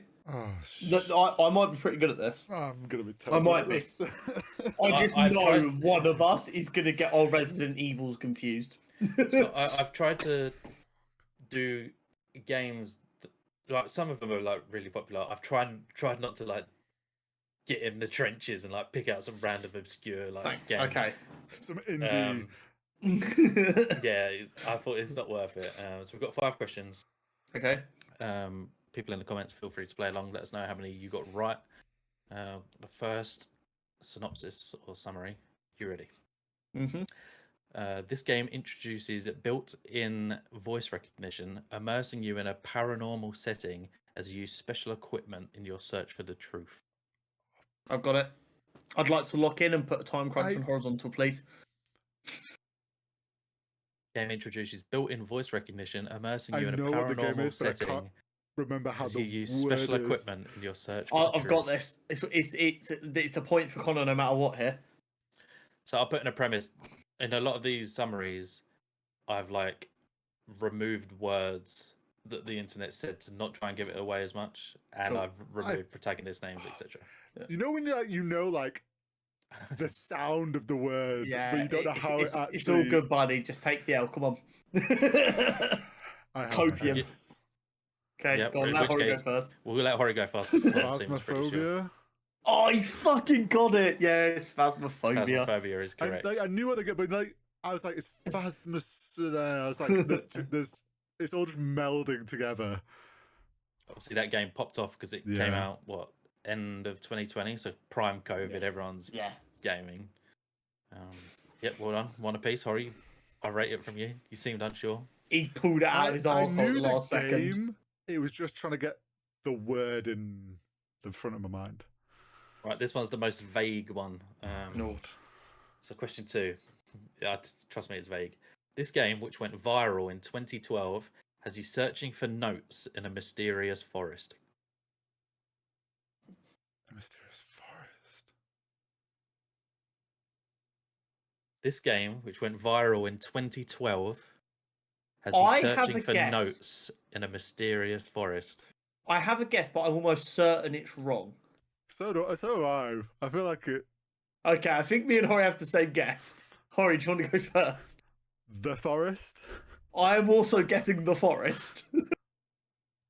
I'm going to give you both another go. Try and think of the year, right? This game, which went 2012. viral in 2012, has you searching for notes in a mysterious 12 years / ago. spooky forest. Oh, I've got it. He seems confident, Hori. You need Yeah, to no, punch I've that got out. it. Oh wait, I think I have an idea. Oh, Maybe. I've got it. Well, as always, Con seems confident. Hori doesn't. So Hori, I'm we'll let gonna you go go Alan first. Wake. Slender Man. Didn't think of that. Slenderman is the correct answer. Yep. This there is we go. what he Completely does! forgot about the I did Slenderman play it. game. It was, I think there was like 8 pages you had to collect walking through the forest. I trying never to knew that kill you had that to. Slenderman. I never knew like what the aim of the game was. I never played it. It was just when you were like focused on the year. I was like 2012. What Yeah, this weird game went viral in subculture? 2012. Like, think of like KS. Like in my head, I think of like Yeah. KSI and all the big. You've got to remember, YouTubers until playing Fortnite, I didn't watch YouTube or anything. That's Like, that is I- crazy to me. Yeah. For how chronically online I am these days, I didn't have a fucking clue till 2019. Till you said forest, I thought it was gonna be something else. Yeah, honestly, I was like, that sounds like it might be the forest, but he said it's vague, and he says the that is forest in the vague. thing. Yeah, that's why I included the date to try and help, because I knew if it was this game has you searching for notes in the mysterious forest, you'd be like, fuck off. Every horror game ever. Could literally exactly, yeah. Right, so 2-1 to Con. Fuck Let us yeah. know if you got that one right in the comments, because I know that one's fairly niche, but I think a lot of people could have got it. Question 3. The player controls a protagonist searching for his long missing wife in a derelict house occupied by an infected family, in which you must solve puzzles and fight enemies. Cool. I'd like to look in. I'll repeat that again, Hori. The player controls a protagonist searching for his long missing wife in a Sorry, derelict typing. house occupied by an infected family, in which you must solve puzzles. It's very and fight cheating. enemies. No, I do my answers on my phone. Oh, okay. It probably say looked this like you every had time to we type do your this. keyboard. It's so I have like when we get to the end of doing this, And you, yeah. I know how many overall I've got. I've put an answer and now doubting that answer. Yet again, you seem the least confident, so we'll go with you, so you can't steal Con's answer. I'm not gonna change it. I'm gonna go amnesia. It's Resident Evil Biohazard. I did then think it was Resident Evil. Can you give me a number? If I you can get the guess point. with a number, can I get? 6, because 7 is Village. That's incorrect, but I'm going to give it to you anyway. It is 7. 8's Village. Oh, is it? Yeah. It's VII in the Village, which would be 7. Oh, is it? Did they use? Okay, cool. I don't know I about the fucking knew numerals. which one it was. It's fine. I'll give you that. So, oh no, I can't say anything about it because I don't want to give away other questions and stuff like that. I'll come back to you right at the end. So 3-1. Oof. Can't lose. Number 4. I thought that one was quite an easy, like. I thought that banker. was blindingly As soon obvious. as I finished my answer, and then I was like, hang on, I think this is a different game. Can we just I come wanted- back to the beginning where I said one of us is going to get our Resident Evils confused, though? Yeah. It was one. I wouldn't have known It has to which go in. number. It's one of the best. Yeah. Right. Question 4. A personal favorite game of mine as well. Whilst battling his own growing psychosis, you control a protagonist navigating a mining spaceship that has been overrun by necromorphs. I know this.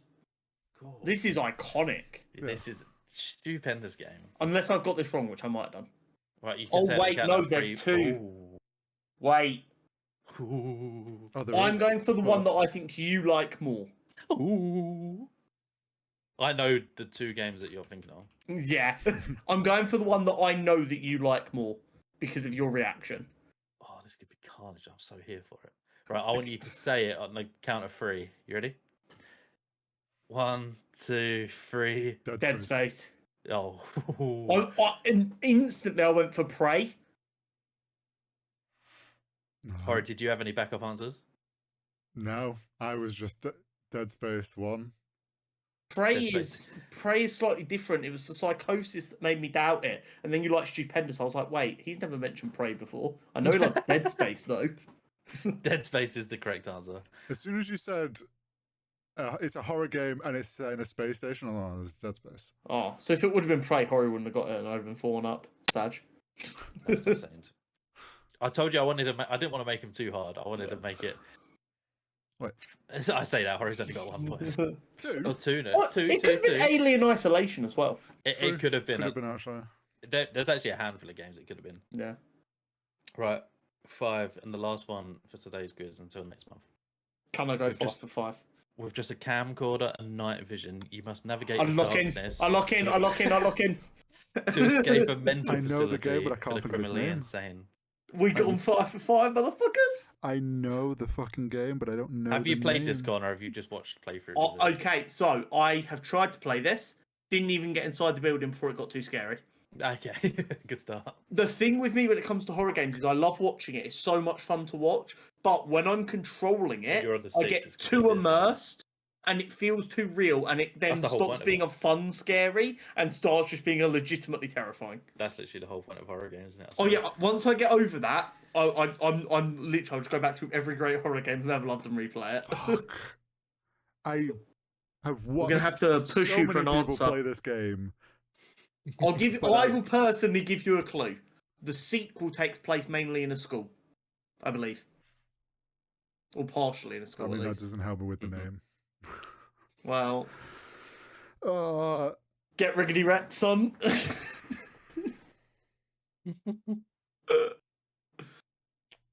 Horror, I I'll don't give you, even have 10 seconds, like. He doesn't have a clue. He I knows don't it, he have a doesn't have a clue. ballpark of what that like. I can visualize the game, but I can't. You're going to be visualize so the- annoyed. He's at yourself. going know. to kick himself so much. I'm gonna be pissed. I would argue the most iconic horror game you've actually said today, but I don't know if that's just me. No, it's one of the like iconic YouTube ones that everyone's played. Could I have stopped it with a camcorder and night vision? Yes. The second you said Yeah. camcorder, I knew. Well, it's I funny didn't you say even that, need 'cause night there are a handful of games where you use a camcorder. I'm just gonna say this. I know it's not the right answer, but I'm saying this purely because I'd hoped this was gonna be an answer. Okay. The back rooms. Outlast, baby. Oh, it's out. I is knew Five for five. I knew you'd be fuming. I knew it. And once again, I'm the reigning video game knowledge champion. The thing is, I knew it wasn't Backrooms. I was really hoping you were. Gonna I go, thought Here's the thing: I know of Backrooms, and I would have recognised, but I wouldn't have known the name. I'd have been like you are about Outlast right I was now. waiting for you to say you search around yellow office rooms, and I was like, no, that's the back rooms. But Get cooked, Corey.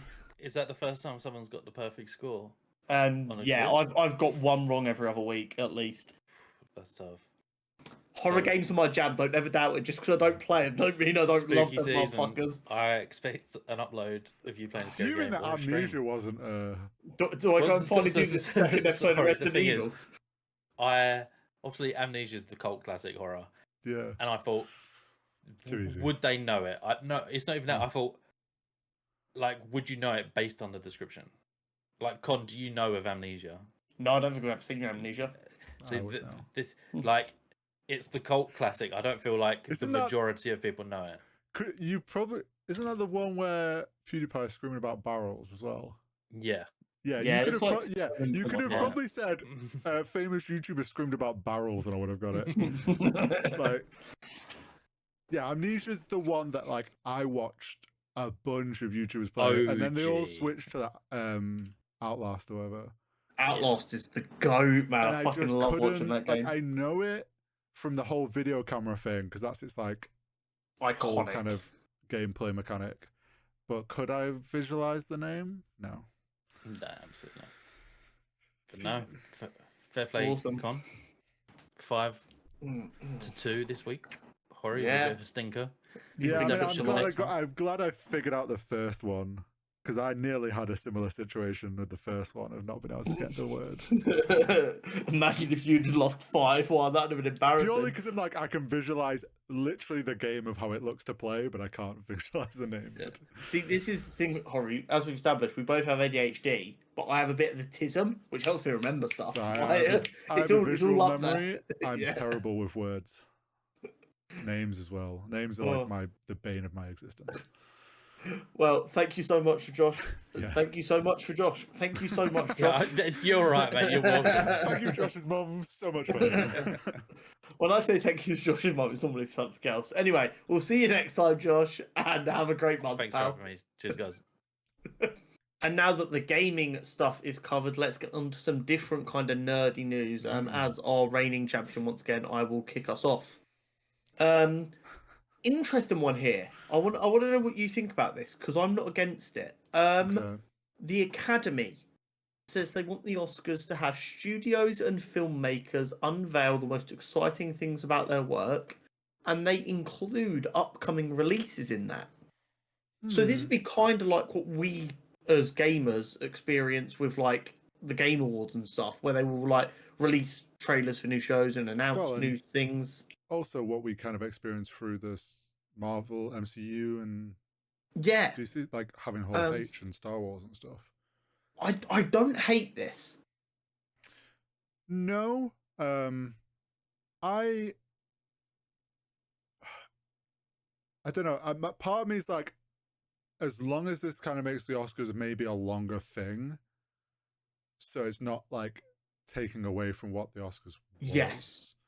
But I think it'd be really cool for like after Best Picture, or maybe not Best Picture because that's something that needs to be its own. But after maybe some of the smaller awards, like a director who's not released a film, like Denis Villeneuve, when like the first trailer for Dune is ready, which is an Oscar bait film at this point. Yeah.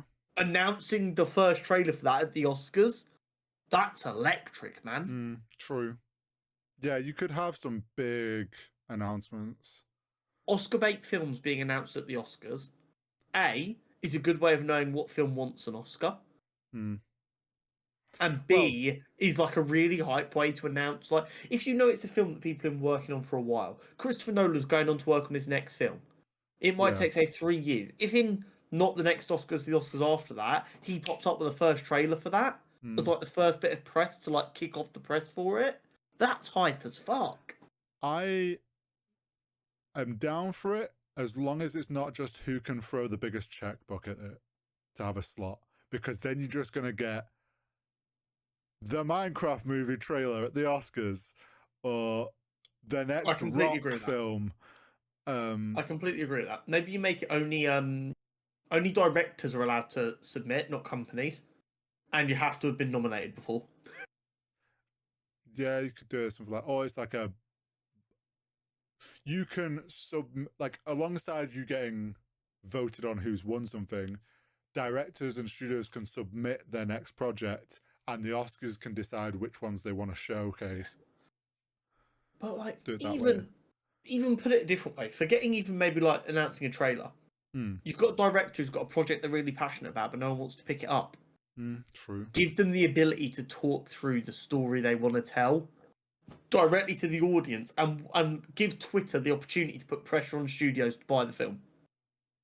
Yeah, I mean, even it's like, for a context in stuff that we're interested in, look at like the fact that Peter Jackson and Ian McKellen have been talking again with Andy Serkis about this Hunt for Gollum film. If they, like, Andy Serkis and Peter Jackson got on stage and were like, and your favorite three are all up for it, and it's Ian McKellen, Viggo Mortensen, Yeah, and that, and it's like there's a bit of a OG cast comes out, everyone will be like, holy shit, yes. yeah. Could have I something. also think it's a really good way to maybe get people to treat cinema with a bit more respect again. Maybe Yeah, I get what you mean. there is a chance it could have that effect. I'm not saying it will, but I'm not against the concept depending on how they want to do it. I like that they want the awards show to be more than just handing out awards, because that's actually not that interesting to people.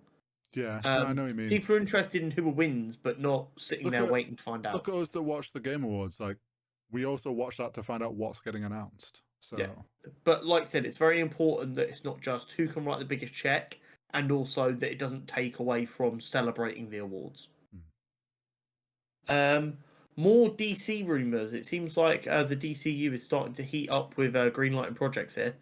A new DC action comedy anime is reportedly being worked on at Cartoon Network. Interesting. Now, people of my age and younger than Hori will remember that DC used to run it over at Cartoon Network with like the animated shows of that ilk. So, kind of going back to their grassroots, for want of a better word, a little bit, seems like a good place to go right now. And I'm curious to see what kind of project they go for. If they go for maybe some unknown characters, or they go for like a fan favorite that they know kids will watch. Well, also them saying anime is very specific. Yeah. It's interesting that all of the projects they've announced so far seem to have their own distinct style. And I love that. Like, not complaining, but it just makes it a little bit more fun, I think, because you know there's going to be something for you eventually. Yeah. Don Cheadle famously plays Rhodey in the MCU. Is remaining tight-lipped about Armor Wars in an interview with TV Line. But is this just good PR work from him, or does he really not know? So the quote is essentially, I don't know anything, let me know if you hear something, to the reporter. Very good. That's a very classic PR answer. And here's the thing: Don Cheadle is one of the actors who used to get paired up with the loose-lipped actors to try and keep them stum. So we know he's well trained. Yeah, he's one of the, like, we all know the partnerships from back in the day.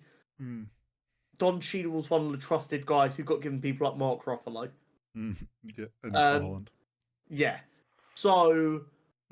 The guy knows how to handle his PR. He's a consummate professional. But with the lack of knowledge about Armor Wars in general, this can very easily read the other way of he legitimately doesn't have a fucking clue because no one does. I refuse to believe he knows nothing. Yes, I also am of the opinion it's a fact check when he works for Marvel. At some point, he would have called up potentially Kevin with the amount of work he's done and gone, "Are we doing this thing ever?" Well, it's even it's like, as it's got changed and stuff, he will have been updated on it, because a Marvel project affects actors' schedules. Like, they need to know what's going on. So I refuse to believe that he knows nothing. And now you say he is known as a good PR person. Yes. Even if he knows little, he won't let anything slip. So there's no knowing with him. Yeah. Venom: The Last Dance is not going to be the end of Null. In fact, it is just the beginning. I mean, does that surprise you? I kind of presumed Venom: The Last Dance wouldn't be the end of them dabbling in the Star Wars Spider-Man world. So we know that this is absolutely Tom Hardy's last outing as Venom. Yeah, that's fine. We know that Null is not ending here. Mm-hmm. Is this Sony finally getting ready to give up on spiting Marvel and come into the fold? Because Null is like a multiversal level threat. He is absolutely the kind of character that would go to a different universe to chase down a little bit of symbiote. I don't think so. You don't think so? I think this is Sony realizing, probably partly Tom Hardy wanting to be done with Venom. They're like, shit, we've lost our regular for our Spider universe. We need to set up something that can keep pumping out so we don't lose the rights. End on Null, and actually he ends on Null, but that's just the beginning of this big character that we can kind of stretch out and use, almost like they're Thanos. Yeah. It's a bit tricky because Venom, don't get me wrong, there are other symbiotes. I get that. Mm-hmm. There are two that have any mainstream appeal, and that is what you've actually got to think about when you're making a film. And they are Venom and Carnage. They're both done. Cool. Null can't exist in a void over at Sony just dealing with random symbiotes. No, but we do also know from the trailer that like some government people collected up his little symbiote goo. Oh, I get that. Could they set up a new Venom? Maybe. I think it is very possible with the rumours of what Sony have wanted to do with Spider-Man 4. Well, yeah, but that Null is coming to the MCU.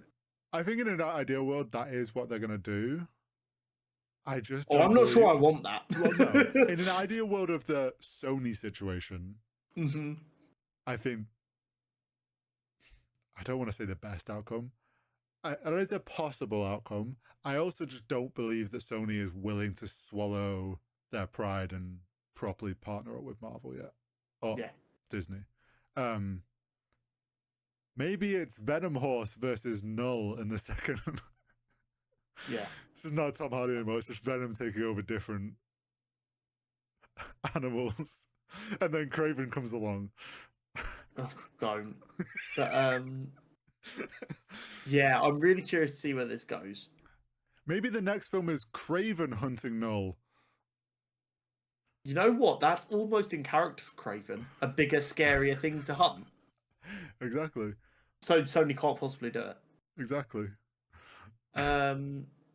Next up. Oh, I sent you something that when you sent this to me, I was in the process of sending it to you when I saw I had a DM, and I was like, "Oh, Hori's already sent it to me." I'm going to ask this off rip. Did you know that I was probably jumping up and down with excitement at this? Did you see that and go, "Connor's going to fucking love that"? I knew that you would be like, "Oh shit, we got to see Superman and the Dark." Like, I don't know why in my head, Crypto is a different kind of dog. We'll get into that. Oh, okay. So, to make it clear, the first look at Superman and Crypto's dropped. Uh-huh. First things first, people need to learn the difference between a still and a promo shot. People are acting like the film looks like garbage. This is clearly a promo shot, not still from the film. What are we doing? It's like a photo for a poster. Like... Secondly, Crypto has been portrayed in the comics as like a number of different breeds. Traditionally and normally, you would expect him to be a Labrador. Yeah, isn't he usually like a white lab? He's always white. But yeah, he's normally when I think of Crypto, I do think of a white lab. I think like white lab or white retriever. Yeah, but that is not 100% consistent. A lot of the time, it seems to be whatever the artist's favorite dog breed is. That's fair. I personally prefer the idea of it being more of a working style dog. I get you. Like a sheepdog. husky. Like a farm dog. Yeah, because he's I a get farm you. boy Yeah, and he got crypto as a farm boy. So I always like the idea of it being a dog that would make sense to have on a farm. I like the look of the dog in that picture. Yeah. I think it gives a better homely vibe. I feel like a Labrador, because it's a slightly bigger dog, is much easier to believe as like a superhero dog. And James Gunn seems to be going, yes, he's a superhero dog, but he's a dog first. He's not a superhero dog. He's a superhero's dog. So I love it. we also And the have vibe to, of that still is exactly what I want this film to be. I like, because you've got to think this is a young Superman who's just moved to the city.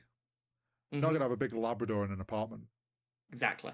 I love the look of this. I do People think it were looks getting good. really weird about it. Ah. Because they were like, should have been a Labrador. Grow the fuck up. It's Crypto the fucking super dog. We are living in the best timeline. I saw it and I was like, I'm sure that's not the usual dog type, but then I'm also like, I don't know if there's actually a set dog, so I just was like, this dog doesn't look bad.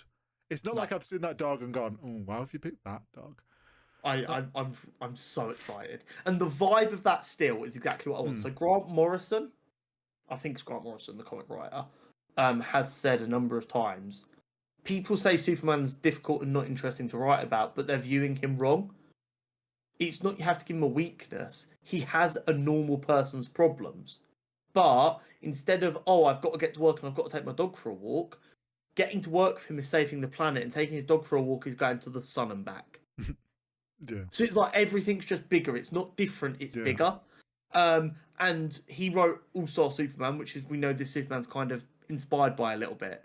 So that picture of him and Crypto, we've all sat, like, if you've ever had a dog or you've like dog sat, everyone has sat on the floor next to their dog like that, just happy with the world. This is that on a big scale. Instead of sat there watching the TV, just being content, he's sat there on the moon looking at the earth with his dog, being content. Yeah. The vibe of this film has me so excited. I hope we get like a super dog level of fetch played. Yes, exactly. This is where our mind should be going, having seen Crypto. It shouldn't be, oh, it should be a Labrador. It should be, oh, I want to see them play fetch between the Earth and the Moon. Yeah, I want to see him throw a rock round the moon and Crypto chase Exactly. We are getting so sidetracked. Oh, it should be Labrador. It should be this. No, we're gonna see some fucking dog. I want Marley in me, but with superpowers. But not the ending of Marley. No, absolutely not. There is only one super pet that I have strong feelings about the breed of, and that is the Ace the Bat Hound. Should be a Great Dane. Okay, yeah. That's the only one I have strong feelings on. But I also feel like you could probably convince me that a Doberman makes sense. Yeah. So, yeah, these are the only ones I have strong feelings on. And of course, Bat Cow should be a cow, but that's for obvious reasons. I now just want, now that I've seen Crypto, I want all the superheroes to have their pets. I want to see Damian in the Batman film sneak in Bat Cow. I want to see that happen. Because it's the kind of comic book shit that we're not seeing on the big screen. It would be funny if we could have all the super pets. Yes. Right. Invincible. More phenomenal news. Yes. Invincible Season 3. One of the best. The greatest. One of the greatest reveals. Invincible. Yes, the best. The amount of self-jab jokes was great. Yes. So, February 6th. Yeah. No mid-season break. No. After they rinsed themselves for having 3 months off. Yeah. And based on the Season 2 trailer, which was a very similar style, there is good reason to believe that we are going to get a Rex Splode special. So in the Season 2 trailer, in the booth behind Mark, there was a little Atom Eve. Like little girl Atom Eve. Oh. In this one, there was a little boy Rex Splode. Ooh. So people are like, okay, cool, we're getting a Explode special. Which we said after watching the Atom E special, I want more of these. These are really fun. Yeah. I'm you know my feelings about Invincible. And they heard us. We went. Yeah. We would have waited longer if you would have just gone no mid-season break. It's fine. Yeah. They've heard us. That's all we can ever actually ask for.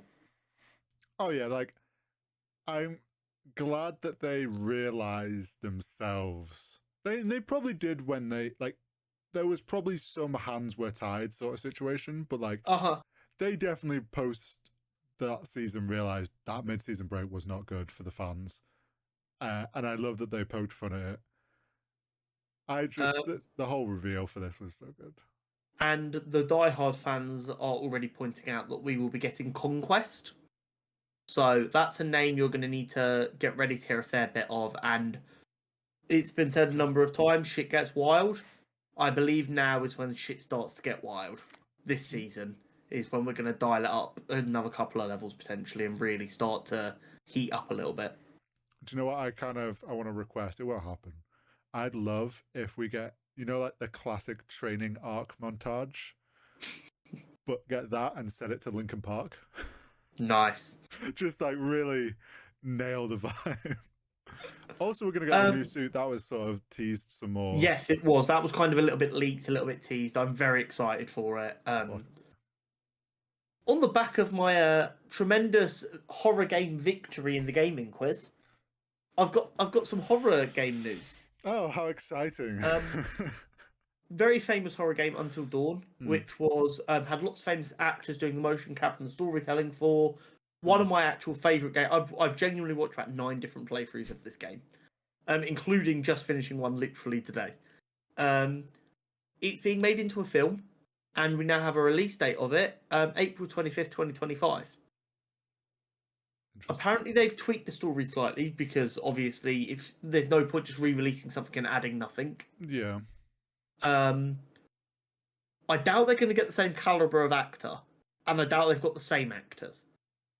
This had Rami Malek in it before he made it big. Imagine they do, though. If they have the same cast and everyone's reprising their roles, I will not comment about the fact they've got 35-year-olds playing 19-year-olds. I will just accept it. What if they redo it? Because I can't really remember the Until, but like, what if it's they're all older?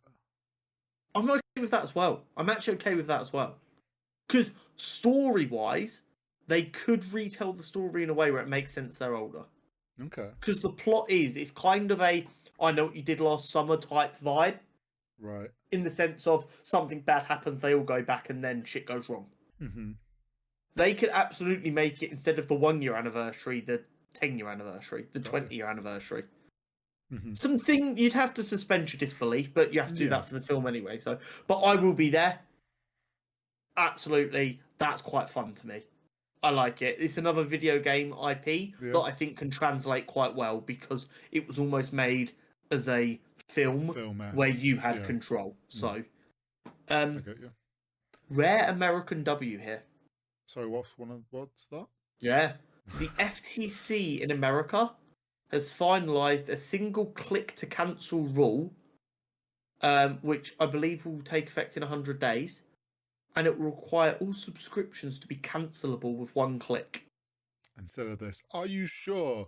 And then you go, yes. No, it's like, well, what if we give you this deal? Some companies still require you to call them up in America. Oh, really? And then they'll have like one person answering phones and they'll have you on hold for hours. Yeah. So this will circumvent that. Stuff like Adobe won't be so easy to hide how you cancel subscriptions, stuff like that. And while that is just in America that it's going to become a legal requirement, as a general rule, when something big like that happens in America, other countries can follow suit easier. And sometimes companies will go, to make our lives easier, we're going to make this the same everywhere.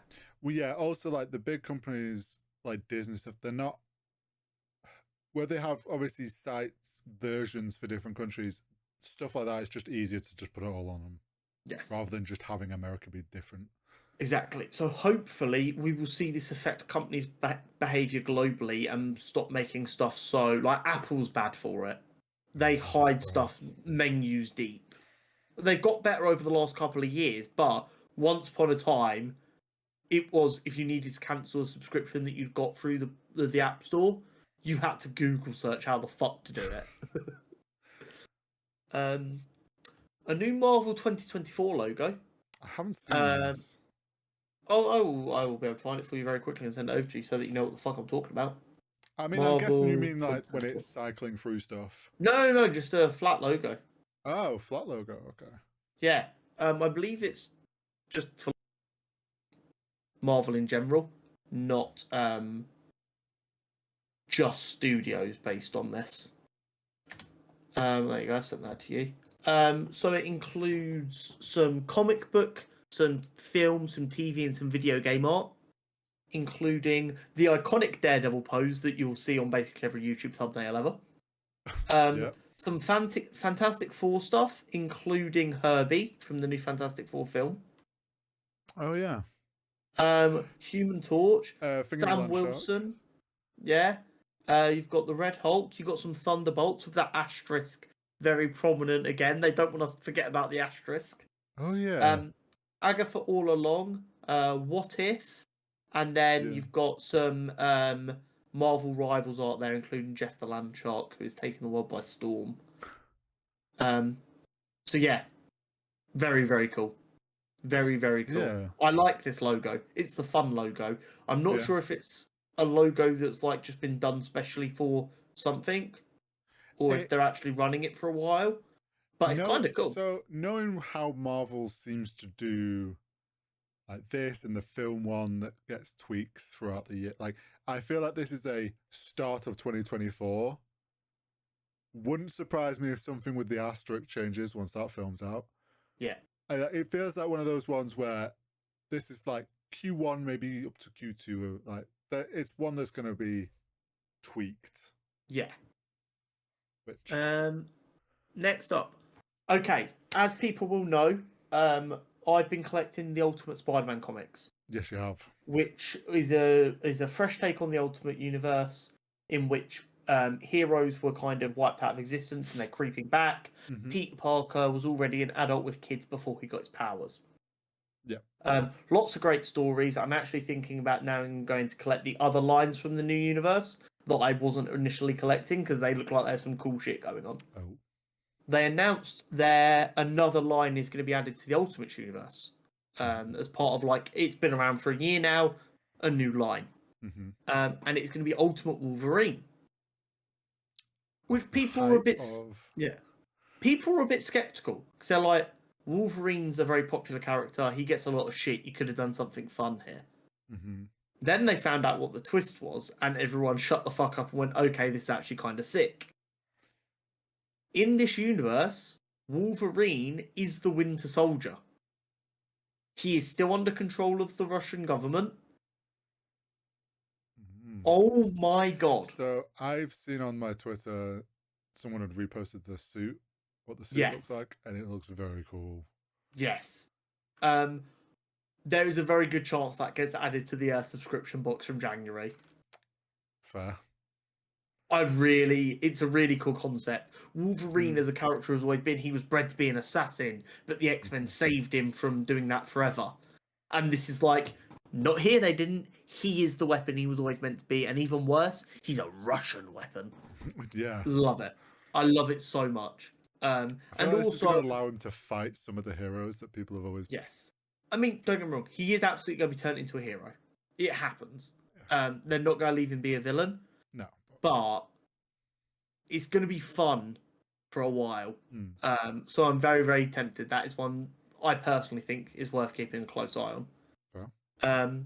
And then the last bit of news this week, Tom Holland has said he would love to see the MCU introduce Miles so that he can do for a young kid what RDJ did for him.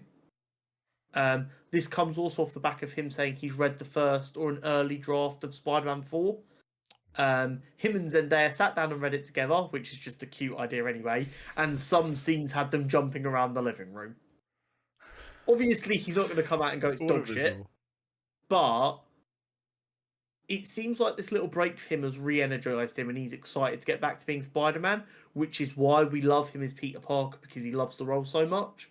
So I'm excited, and I think we can both agree seeing Tom Holland's Peter Parker interact with Miles would be fun as hell. Oh yeah, it would be. I'd love for them to do it. I think they wait till he's out of the college arc. Do we think? I think in the college arc is the perfect time to introduce him. Okay. I genuinely think a really fun way to do it is have Peter be a tutor for extra money. Oh, and meet him that way. And he meets him that way. And then Miles says to him, he's like, Pete, can I trust you? He's like, yeah, of course you can. And he's like, some weird stuff's been happening. And then you get to have a really funny scene where Pete thinks he's talking about puberty and he tries to be like a cool big brother. And that would actually and then he like reveals he has spider powers. Yeah, that and whole then, awkward thing of like, oh shit, this is what an adult's meant to answer. How do I answer this? And then Pete's like, oh shit, and then it cuts. And then like the end of that, like maybe like the second film of the college arc, is Pete realizing he's got like a protege now. Comic books. This is a comic book scene. That is a comic book scene. It's like, Pete, can you help me?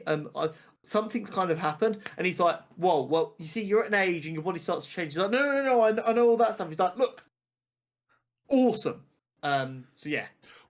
They could sell that even better if it's like he's doing things that sort of like he's thinking, oh shit, is he going like through puberty? Like he's acting a bit weird with it. Yeah. And then he's weirdly sweaty. And then maybe he's like talks to Happy or something on the phone. He's like, that kid that I'm shooting, like, how am I meant to deal with this? There's like Happy doesn't know him anymore. Oh shit, yeah. Yes, he's gonna be all alone. I forgot about all this. Yeah. And I hate to be this guy because I am just becoming like a generic Spider-Man fan here. I need Pete Parker in the MCU to suffer more. And I don't mean in big ways like losing Aunt May. I mean just I need general life to be a struggle for him.